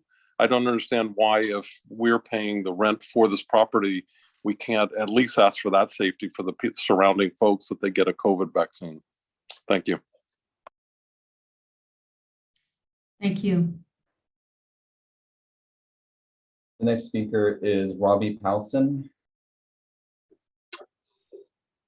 Hello, this comment follows up with a letter I sent to Ashley McIntyre earlier this morning. But my question is, if the county is faced with a challenge under the California Environmental Quality Act in Superior Court, how much resources is the county willing to put forward to defend this housing project in the courts? And will it be the same as the millions of dollars that have been spent defending the destruction of people's homes on Richardson Bay, that you have crushed what boats that meet HUD's definition of housing on Richardson Bay? You've left people homeless, a program that's been supported by you, Katie. And now, are you going to continue? Are you going to give up the same fight legally that you've done on Richardson Bay, terrorizing modest people, 120-year-old community, as you are here in Larkspur? Will you? Thank you, Robbie. Next speaker is Jeff. Hello. Hi, Jeff. Go ahead. So I think I've listened to a few of these now, and we get referred to look up the 1251 website on the FAQ page. I don't know why we're going to them as our trusted source of information. ECS and both you, Katie Rice, keep talking about guardrails for the community. And as I read through the FAQ page, it's presented there's a community safety team. That's about it. Who are they? Who pays for them? What's their authority? Will Marin Board of Supervisors demand that the community safety team be present 24/7 for the entire duration of the facility, even if they have only one resident in the facility? That's a concern for the public. It's safety for the public. That's not been answered. And when the question's asked, oh, go look at their website. And again, I brought this up a few Zooms ago. It blows my mind that you're not, if the county buys this, that they're not leasing it. So if there's a problem, you can terminate the lease and be done with it. And that's what's been done in other sites.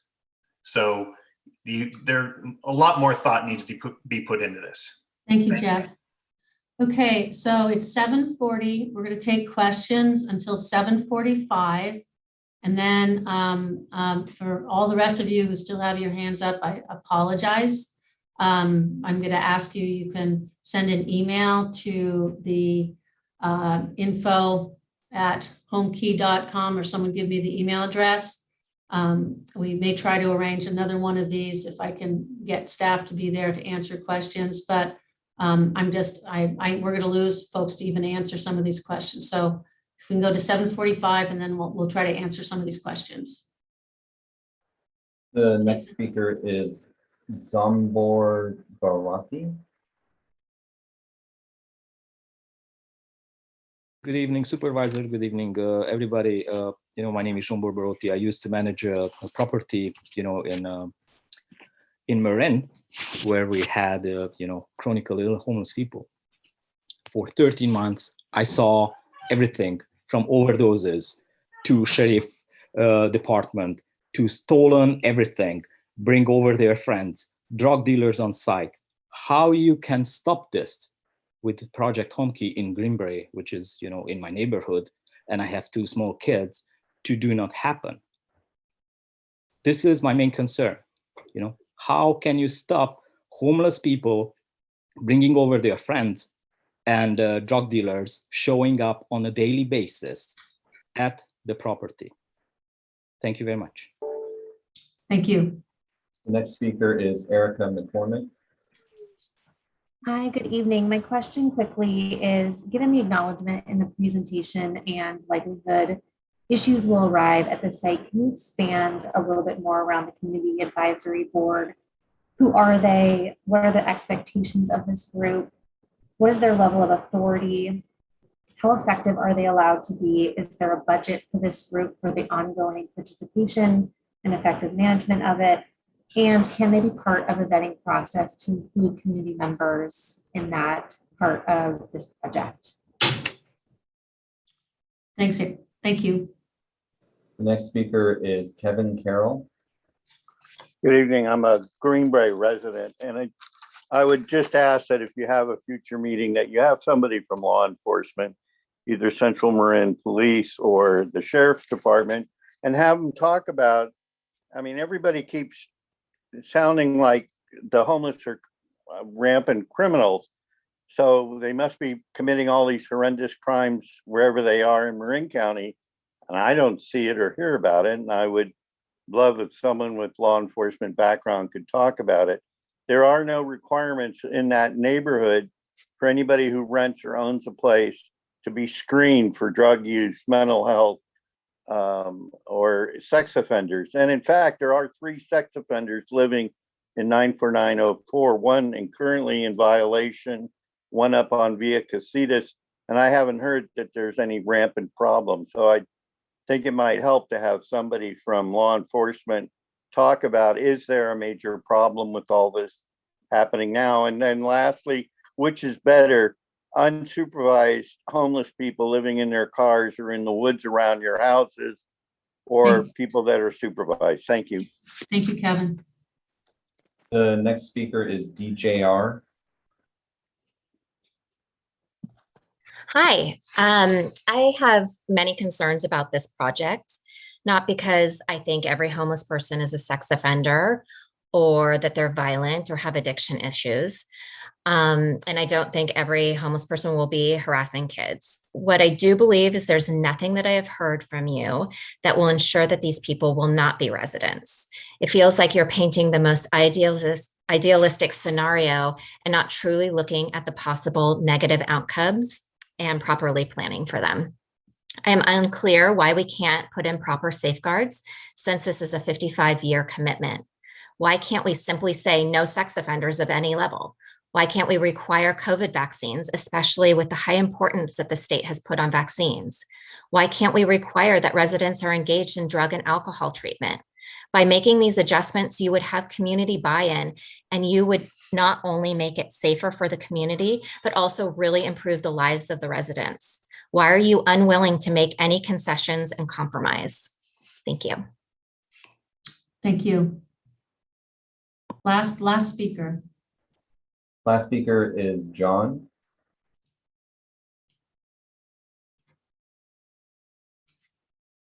John, please unmute.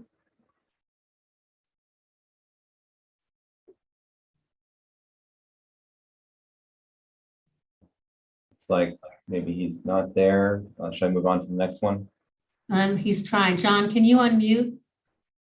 We see you there with your hand up. John?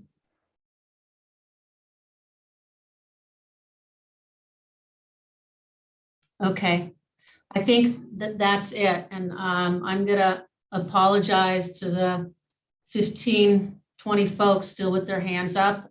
Sorry, I can't get to you. I'm sure it's super frustrating, but it's 7:45 and we're way over as it is. So if I could, Gary and Beth and Ashley, and we can pull in anybody else if we need them. Can we start with, there's buckets here, obviously, but let's start with the sort of the concerns around safety and crime, and how Beth, ECS, will manage, whether it's the community safety team and or its own staff, towards trying to provide the larger community some assurance of safety. And also we can speak to the suggestions around, so sex offenders, safety, crime, drug, substance use and abuse. This also gets to the vetting question. So they think there's a housing first question in here too. But Beth, I don't, I think I'm going to go to you first, because you have your folks operate a whole bunch of, you have other housing like this with clients like this. So I'm going to go to you first. Yeah, thanks, Supervisor Rice. In terms of what ECS is going to be doing on site around safety, certainly, as we said, we will have staff on site that are trained to de-escalate and really attempt to mitigate issues before they become an issue. With case management staff, trained social workers and licensed clinicians on site, and also property management staff on site 24/7, trained to also de-escalate. Internally, in terms of the building, that's the work we'll be doing, is really kind of monitoring behaviors, ensuring people, are, connecting to the services in terms of their service plan that, we put together for them, and connecting to the services that they need. In terms of actual behaviors, when folks, a couple questions came up related to, behaviors that could cause someone to no longer be housed, and also the issue of guests and illegal drug use and sale. Illegal drug use and use of sale and sales of illegal drugs are not permitted on the property, and it is cause for an eviction. That is illegal. And, we would rely on the local police to support us as any citizen would if there were illegal activities happening on the property. In terms of guests being on site, and, we're very aware of who's on site. There is a front desk person 24/7. We do have guest policies. So, the residents are allowed to have 2 guests on site at a time. They are also allowed to have 1 guest overnight, but for a limited period of time. Often that's a partner, it could be a grandchild or a child, but we are allowed, residents are allowed to have guests on site. But they do have to sign in, they do have to show ID, and we do monitor their activity related to guests on site. And if we have issues with guests, then they can be restricted from entering the property in the future. And so, we're very aware of who is in the building and who is not in the building at all times. Even though it is permanent supportive housing, we are monitoring folks, particularly folks who are not residents of the building. Also, in terms of folks and what would cause them to be evicted from the property, which is really an unlawful detainer. In supportive housing, there's 5 main reasons that folks are generally going to be asked to leave the property or be evicted, and an unlawful detainer will be pursued. And those 5, one is a nuisance, and it's a nuisance for any type of violence or threats of violence. or verbal abuse, often occurring internally to the building, and with potentially residents not getting along or residents not getting along with staff. So that's internal to the property. In addition, another nuisance, which is extreme hoarding or pest control and not allowing us into the unit to engage in pest control activities.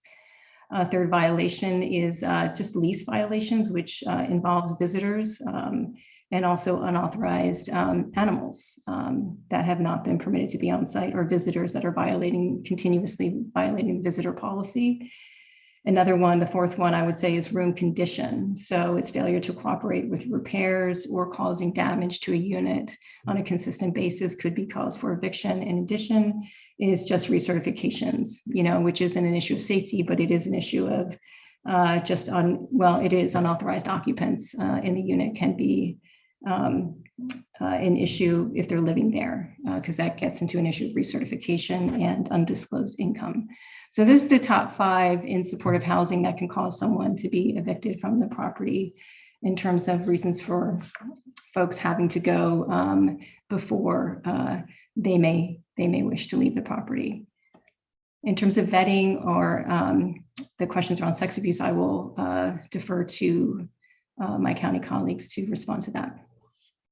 And Gary, you want to go ahead with the sex offender, and actually, Beth, you can follow up with whether or not ECS would apply any additional screening or restrictions above and beyond what the county might do. Thanks, Supervisor.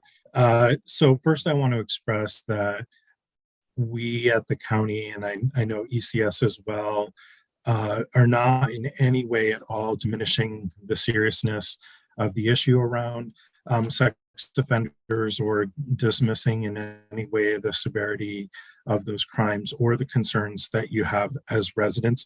We take that seriously, and we appreciate hearing your concerns. This is a complex issue. I'm going to try to take it in just a couple of small chunks. So I think what was communicated clearly through the FAQs, and I think everyone understands, is, because this project is funded with HUD housing choice vouchers, those prohibit any household member who's subject to a lifetime registration requirement under any state's sex offender registration program from being admitted to this project. So I think we all have clarity on that first chunk. Several of you brought up the issue of tier 1 and tier 2, which is where others might be. We've worked very closely with our probation department to hear about the situation in the county, to be prepared in advance to address concerns, and we'll continue to closely partner with them as we move forward with this project. One thing we did hear from them is that judges have discretion for tier 1 and tier 2 offenders to impose additional restrictions on those individuals, such as not living in proximity to a school or a park, close to prior victims, or other restrictions. We would abide by those restrictions as well. So it's not the case that any tier 1 or tier 2 folks blanket could be admitted to this program.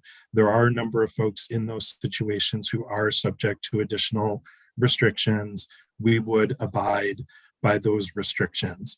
Our county probation also was very clear with us that only an extraordinarily small amount of people who are sex offenders have experienced homelessness, both statewide and locally. Of the current caseload here in Marin, none are homeless at the current time. So again, we will continue to work very closely with them.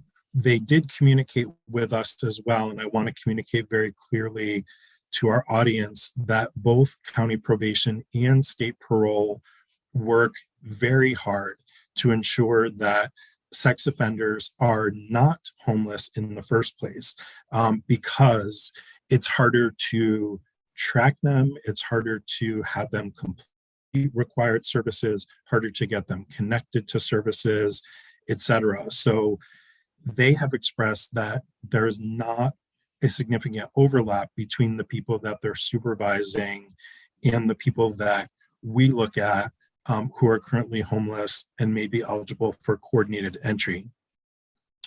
So, and again, one final clarification, and this is in the FAQ as well. So we will not deny admission to other sex offenders, and there are some caveats, provided that they are not on the lifetime registry, which we've said already. They have served any time to which they were sentenced and were approved for release from custody, and who have met or are meeting any applicable community supervision requirements. Thanks, Gary. Beth, could you, or Beth, or I'm not sure, speak to the question around, this is more around drug use or behavior issues that spill over outside of the property into the community.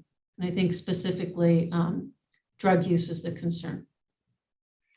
Yeah, I mean, I think if there's anyone, using illegal substances outside of the property, particularly if it's in an area of concern to the residents, that is against the law. So, we would certainly, if we were aware of it in terms of the service team, work with that individual, to, seek recovery as we do and pursue that. But if there is a violation that is someone is committing an act that's illegal outside of the property, then that is an issue for the police, for the local police.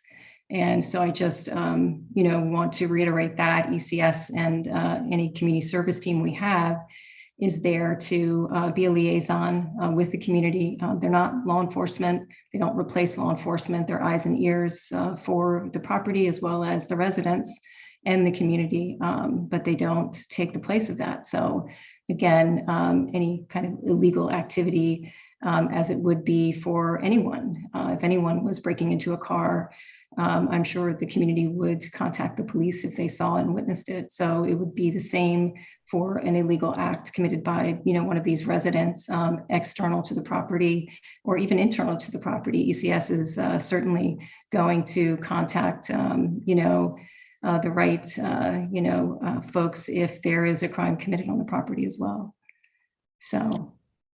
Okay, thank you, Beth. And I think also, so you've got the community safety service folks outside. I think that I'll talk more about the community advisory group, but one of the roles of the community advisory group, which I think folks heard at the beginning, is comprised not only of nearby neighbors, residents, but also Kentfield School Board trustee, my office, Central Marin Police Authority, Safe Routes to Schools, is if there's things happening, the community advisory group hopefully will be aware of them, and we will be working directly with ECS and with county services, whoever's involved, to resolve these issues. The idea is to prevent things from happening at all, but I think that it's going to be on this community advisory group also, because there are going to be folks in there, including myself, including Central Marin Police, including that have some authority and have the ability, frankly,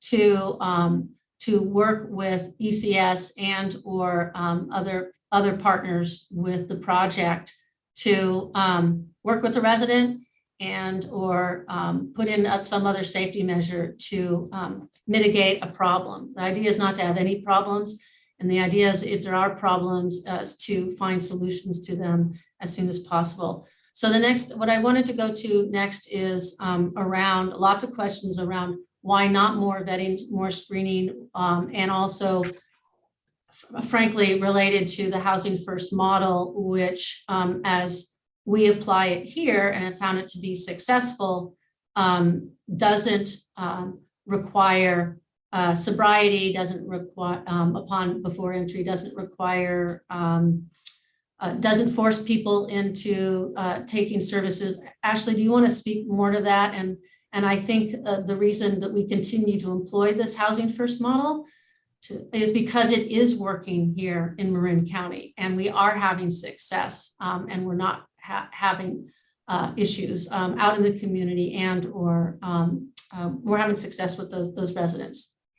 Ashley? Yeah, absolutely. So the reason that we're pursuing and sticking with the Housing First model is the 30 years worth of piles of different studies in different kinds of communities that indicate that it does work. Housing stability is significantly up among folks who are in Housing First programs, as opposed to programs that require things like participation in treatment or other services, or require sobriety or employment income or things like that. Folks, just quite simply, people are so much more likely to stay housed when they're in a Housing First program.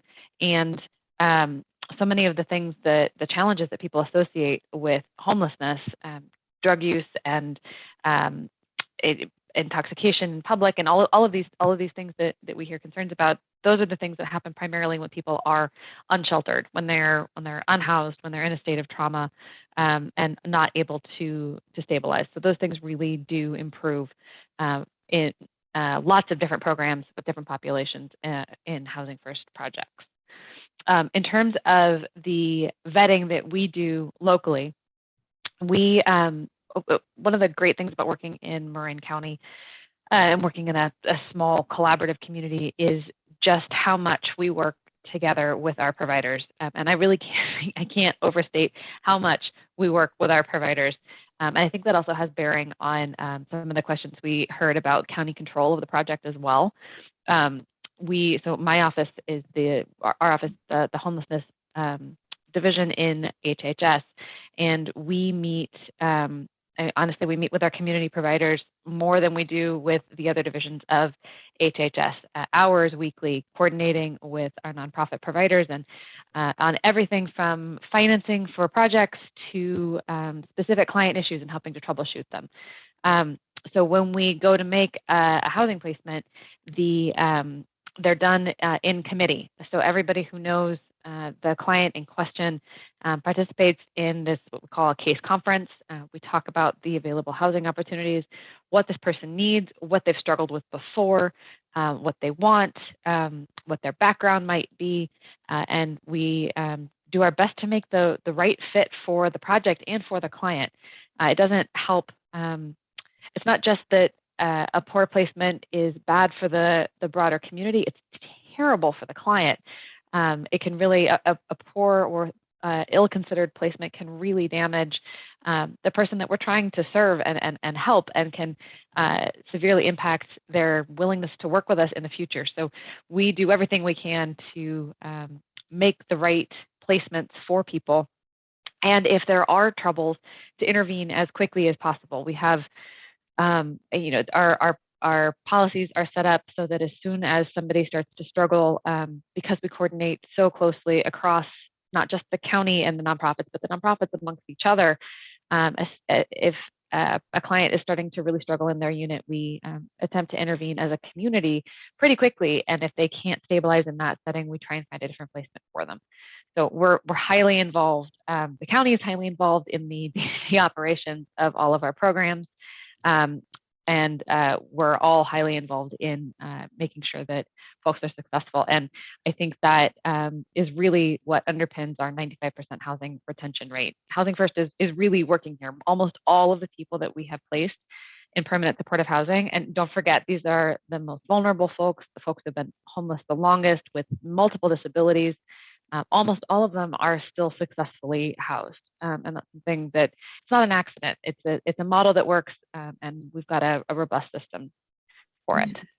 Great, Ashley, thank you. I have 4 quick questions. Beth, does ECS have residential housing like this close to schools? Do you operate do you have other housing that's close to schools? Yes, we have other housing in close proximity to a couple preschools, and that's on 8th and Minna, 8th and Natoma, if folks want to take a look at that, with our Ken and Kip adult supportive housing, as well as our family supportive housing. There's a number of preschools and elementary schools, certainly within a mile of those locations. Okay. And then do you want to speak to the Granada Hotel? I could speak to the Granada Hotel and the claim that has been made. I can't speak too much. I've been advised not to discuss too much an active claim. But what I can say to the group is that for many years prior to the current owner, 1000 Sutter, acquiring the building in November 2020, tenants at the Granada, the existing tenants at the Granada prior to Homekey, had complained of poor conditions of their rooms and the physical deterioration of the overall building. The Homekey program provided the opportunity for 1000 Sutter owners, which is a limited liability company created by ECS Housing Corp. And the City and County of San Francisco to work together to rehabilitate the building while providing much needed housing for those in need. Under the parameters of the Homekey program, 1000 Sutter was required to have at least 50% of the units occupied by formerly homeless individuals within the first 120 days following the acquisition, which was the first priority for our organization. Concurrent with the move-in process for new tenants, 1000 Sutter has been in collaboration with the City and County on a thoughtful redesign for the building to make the building safer and more appealing to the tenants. 1000 Sutter expects to invest over $43 million over the next 16 months and conducting through the extensive rehabilitation that will occur at the Granada. As part of the rehabilitation, I'll just continue, Katie, since you asked the question. As part of the rehabilitation of the property, all housing units at the Granada will be renovated, all of them. In addition to that, we will be looking at new laundry rooms, community restrooms will be reconstructed. The building will become ADA compliant, which it currently is not. There'll be a seismic retrofit to create a safer environment for all residents and everyone outside the community, external to the building, the neighbors. And that is a pretty extensive retrofit that will be occurring. We expect all of this to start and a notice to proceed to our general contractor in February of 2022, which is in a couple weeks. And again, as I said, it's a $43 million rehab that begins in a couple weeks and it'll go for about 16 months. And that is what ECS will say about the Granada. Thank you, Beth. Quickly, can ECS add to the screening of clients being placed in this housing? ECS will follow the adult coordinated entry process of assessment and review. We'll also follow the law in terms of, the housing authority vouchers. ECS will certainly try to ensure that folks who come onto the property are screened for self-care. Sometimes that does become an issue. So we will be ensuring that if folks are notably unable to self-care, that is something we look at very closely to see if it's working or not. And so that would be something that we would be looking at is their just overall physical ability to self-care on the property, because it is an important part of supportive housing. Great. Okay, and now we're going to turn to, there was a lot of questions around financing and the long-term financial plan or financial viability.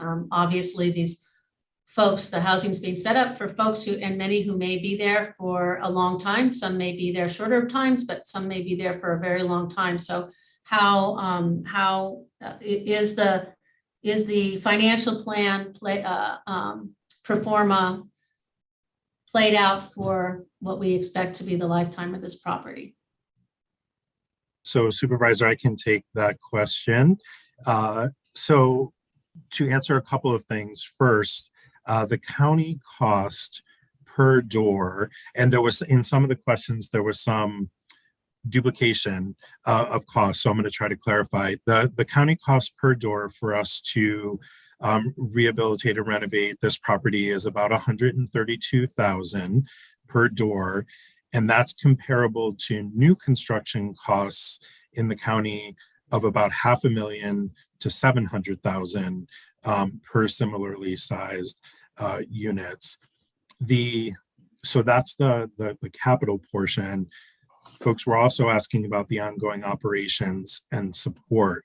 So the ongoing operational costs are about $34,000 to $40,000 per person per year. And the county is really excellent at developing a mix of funding sources to help support that. Those costs will be supported by a mix of voucher revenue, Medi-Cal revenue here in the county, additional grants that we're applying for, and county general fund. So those are the basic costs. We believe that that is sustainable over the long term. The county has made, under Project Homekey, a 15-year commitment to supporting the project.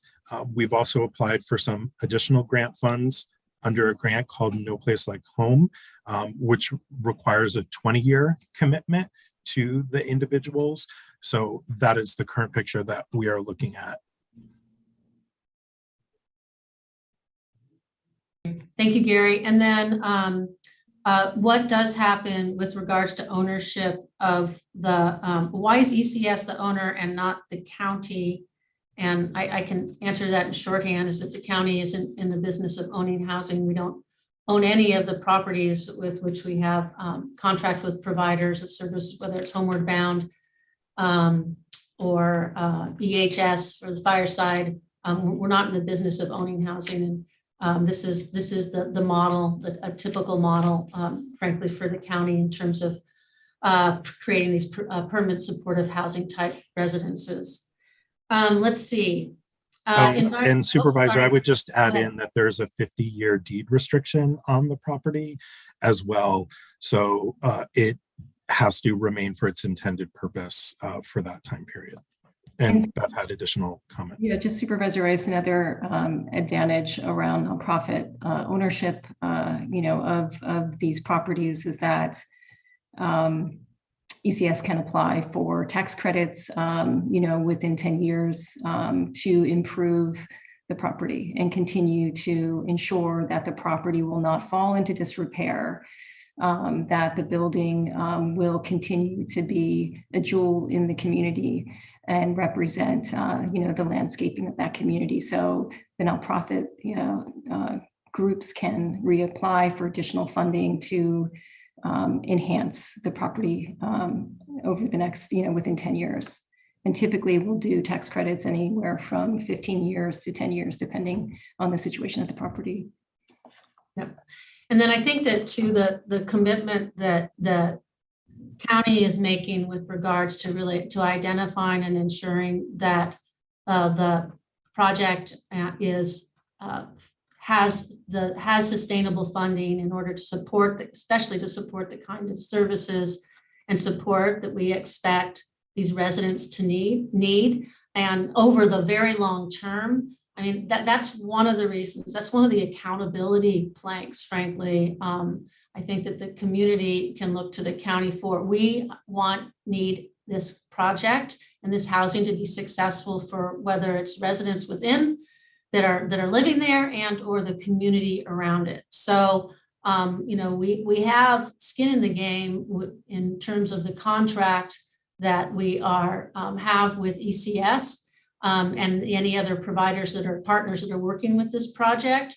And it needs to be successful. And between the community advisory group, which is going to be, man and woman by stakeholders who have an interest in it and varying roles with regards to a project like this. And then with regards to the contract that we have with ECS or any other providers, that's how the county can provide some assurance, and we'll be working to make sure this is successful and that there aren't problems, or if there are problems, that they are dealt with. You have my commitment. I'm here for at least 3 more years, if not longer, hopefully. And it is, speaking for the county, if this project goes forward, I personally have a commitment to making sure it's working for everyone involved. And the county does too, just through its professional contracts with ECS. Let's see, a couple easy questions or quicker questions. Will tenants be allowed to have pets? And what is the expected period of time that people will live there? Beth? Yeah, thanks for that question. I did list a couple of those that folks asked.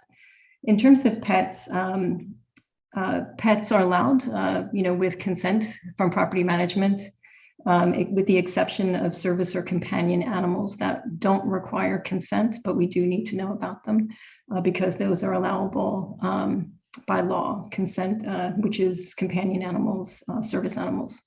But anything that is not in that designated category would have to be, we would have to approve that in advance, the property management company. So pets are allowed with conversations and approval, with the exception of the service animals. In addition to that, length of time, average length of time for folks in supportive housing, it really depends. It could depend, on the county. It could depend on the organization.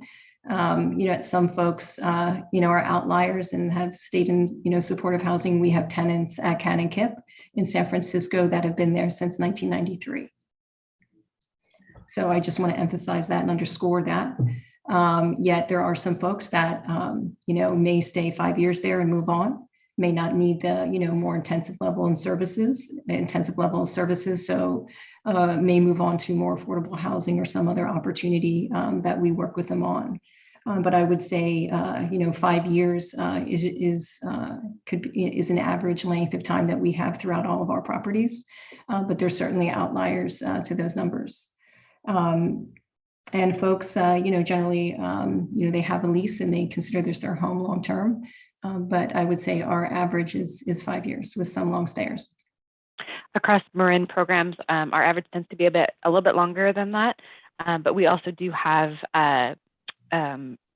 processes built in so that folks can move on to actually help facilitate that when they don't need those services anymore. The Housing Authority allocates 25 vouchers per year for folks who are ready to move out of permanent supportive housing, who are these are folks who have severe disabilities in most cases and are likely going to require long-term subsidies. So the Housing Authority will give vouchers to up to 25 folks graduating from permanent supportive housing annually. And also after a year, there will be Section 8 vouchers at this facility. And after a year of being in a unit where there's a voucher tied to the unit, people are allowed to what's called port their voucher to a different unit. So there are a couple of ways that people can move on when they are ready and it's appropriate. And to get a moving on voucher, there is a pretty extensive review process to make sure that people really don't need that level of highly supportive services any longer. We don't put folks up for that until they've been cleared through that process. And then a question with regards to, does housing like this, do programs like this attract, will that attract more people, folks who are currently unsheltered outside the county, attract them to Marin County? Yeah, I'm happy to answer that one. So someone had noticed, that roughly 73% of folks who are homeless in Marin are from Marin. Therefore, that means almost 30% did not lose their housing here. I think what's really important about that number, we talked in the presentation about the 3 different categories of folks who are experiencing homelessness. There's the temporary folks, the episodic homelessness, and then there's the chronic homelessness. What we're talking about here is the chronically homeless group. And most of the folks who are in that 30% are in the episodic and temporary grouping. Those are the folks who are chronically homeless, by and large, are not moving from place to place. The folks that we serve, we're not permitted by law to limit the placement in our units to Marin County residents, but in practice, that's how it works. These are folks who have been homeless in our community for years and years and are well known to our providers, to our law enforcement officers, to our entire system of care, who many of them grew up here, went to high school here. These are the folks that we're placing in permanent supportive housing are not strangers to us, and they did not come here for our services. Typically, when folks lose their housing, particularly really vulnerable folks with a lot of medical issues or mental health challenges, when they lose housing, they're much more likely to stay in a place where they have supports, where it's safe, where you know where the gas station is and the grocery store, and you know where you might have a bed to sleep on one night out of the week. So it's just a different population. Okay, thank you, Ashley. So this is an important question, and someone asked, how will residents be introduced to the neighborhood? And I think it also, there's even a precursor to that, is how will new residents actually be brought in, placed in the home? I mean, you're bringing a bunch of new people into housing, and I assume there is a process towards trying to make folks make that transition as easily as possible, and then get used to their surroundings as easily as possible, and also their new neighbors. So if you could just speak to one, placement into the housing itself once it's rehabilitated. I know we're on a time frame there, but then also and how introduced to the neighborhood at large. And that would lead to the question of, will there be opportunities for volunteers to provide, I don't know, congregate meals in the housing? Can other services come in, like a food pantry or what have you? Yeah, I think I'll do this in tandem a bit with Ashley. I think the bulk of it is on me, but I think the soft handoff, the warm handoff is something that I know Marin County and we in San Francisco work on with folks that are coming from the homeless system of care and the interim or short-term housing system of care. And introducing folks to the residents and the property is an important part of that transition, getting them ready. You have to get folks ready in terms of documentation as well. And so that's where conversations start beginning around. And folks often have a choice, as well. When you introduce a property to them, most folks will say yes, but some folks may not. And so, you introduce the property to them, you introduce it, well in advance by showing them pictures or videos if you have it, or, taking them to the site to be able to walk the site as an individual to see if it's a neighborhood or community that they would like to live in. I do think that's a part of the process. That's an important one for the individual who is, chronically unhoused, and being able to, make the decision to move into that property. It's important that they have a voice in that, in that placement. And so that's an important part of what we do in collaboration with typically county staff. So that's a big part of it. We usually work with the community around kind of gift baskets or things for the units that the community often will provide. That could be pots or, folks, we have to provide, furniture and all things that someone would need when they first move into the property so they can get situated. So we usually work closely with neighbors or folks that are interested in supporting the project by giving kind of new home baskets or gifts like that is an important piece. We do a lot of work with volunteerism at ECS. And, we do a lot of work with food and food insecurity. We operate food pantries and work with the food bank in San Francisco with every single supportive housing building. So it's a great opportunity, for neighbors and folks interested to, volunteer at the the pantry that we have on a weekly basis. It's a great time for folks to kind of engage residents that may otherwise might isolate in their unit as they are getting adjusted to their surroundings. And sometimes folks who are older and seniors isolate anyway. And so food pantry is a great opportunity to engage them and talk to them, but also for the neighbors to be a part of the project. We certainly think that the community safety, plan that we're working on is a plan in partnership with the community. And those folks, will be liaisons, into other networks with the community. And so, we're just hoping that those are other opportunities for folks to volunteer or be a part of the project. There are also wellness opportunities, walking opportunities with folks, social activities that we have on site. We have a lot of events on site where we absolutely need volunteers, particularly on weekends as well. So we're really good at volunteerism and getting those things organized as an organization. And we look forward to an opportunity when we can safely gather again. We're out of this Omicron fueled situation that we're in with this new surge. Thank you, Beth. Question with regards to, there's a couple with regards to either the CEQA process or EIR and sort of the vetting of the building and that process. I'm not sure who's best to answer that question. Yeah, we'll have Kevin, who's been working on that. He will address that. Hi, Kevin. Good evening. So I think the first point is that the project has been issued a notice of exemption for CEQA purposes. So there's been a CEQA determination on the site. And we will be, I think there was another question around flood. We have been working through those issues with the floodplain manager. We have some mitigations that are coming out through the current design process. So waiting to get some plan check comments on those mitigation measures. So that would be it on the flood issue that I could share at this point. And NEPA, since we're not taking any federal money on the capital at this point, was not required to be completed for Homekey. But we'll be working through some of those issues. Maybe Kevin, if you authority vouchers, thank you.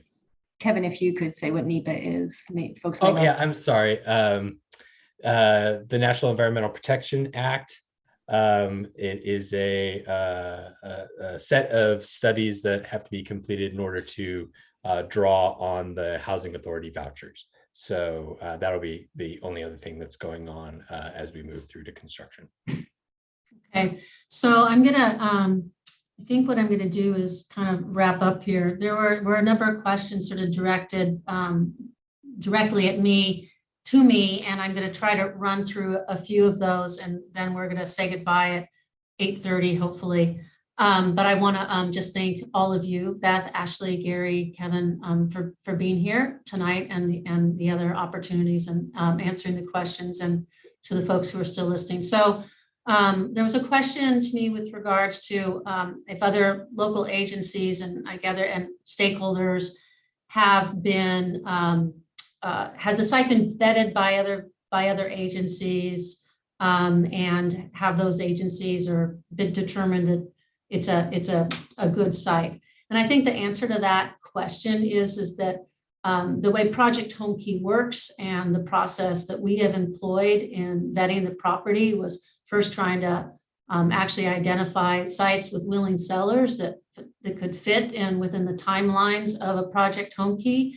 And then we went about reaching out to stakeholders, whether it was neighbors or the local schools. We've been in contact with Marin Health, with the hospital, with Marin Community Clinics, with property management, basically towards indicating our interest in pursuing this property.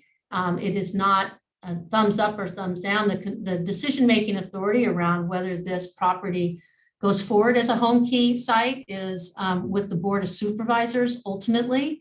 But that'll only come to us as a question if we get actually the funding from the state. So right now the state is in the process of reviewing our application and both the financials and the program is set up and vetting everything that we've submitted to them. And we're waiting to find out whether or not the project will be funded through Homekey. And that's pretty key. But ultimately, the decision is the Board of Supervisors to make. I say that though we've tried hard to work with stakeholders, whether it is community members or the schools, Central Marin Police, what have you, to work with us towards massaging this program, making sure that we can make it be successful for the community and for the residents who will be there within the bounds of the law and the constraints of the Homekey project parameters itself. In fact, I believe we haven't spoken, Homekey requires us to do some things as well. So we're have vetted the site, have vetted the program, vetting the project with an eye towards making it successful for all stakeholders, and with the input from stakeholders, and then with the assumption that we're going to be working with various stakeholders going forward to ensure success. Another question let's see. Got lots of notes here. I think basically they mostly gets down to accountability and assurances that we're committed, I'm committed to making sure this works for the community and to get ahead of problems, and if problems arise, ensure that they're addressed. And I think that's the promise and assurance that I can give you. And then if the project is funded and it will come before the Board of Supervisors, there'll be another opportunity to hear from folks. And then also my colleagues will have to make a decision as to whether they also support moving forward with the project. I'm hopeful that they will. They've approved submitting the application, as it were, and we'll see what happens. But we will not, I guess to close, this won't be coming before the Board of Supervisors any earlier than February 1st, and it may be later than that. We have yet to hear from the state. We could hear any day, or we could hear in a couple weeks. We will keep folks informed. We've collected all the questions that came in tonight, and we'll fill in our FAQ, but also I think try to do some real quick one-offs and also share that as part on the website so that folks can see that we did capture their questions and tried to answer them as best that we could. And also, I mean, not every question, frankly, can be answered. So with that, I think I'm going to thank you all again. Thank everyone who attended, and we'll stay in touch. And if we arrange another community meeting that will be more focused just on dialogue rather than presentation, we'll let you know. But a lot of that depends on timing of the award and also staff availability. So meanwhile, go to the website, register for updates, let us know any additional questions, and please take a look at the FAQ. It's fairly extensive. So with that, I'm going to say good night and thank you again to everyone. Thank you. Thank you, Jason and John as well. Bye-bye.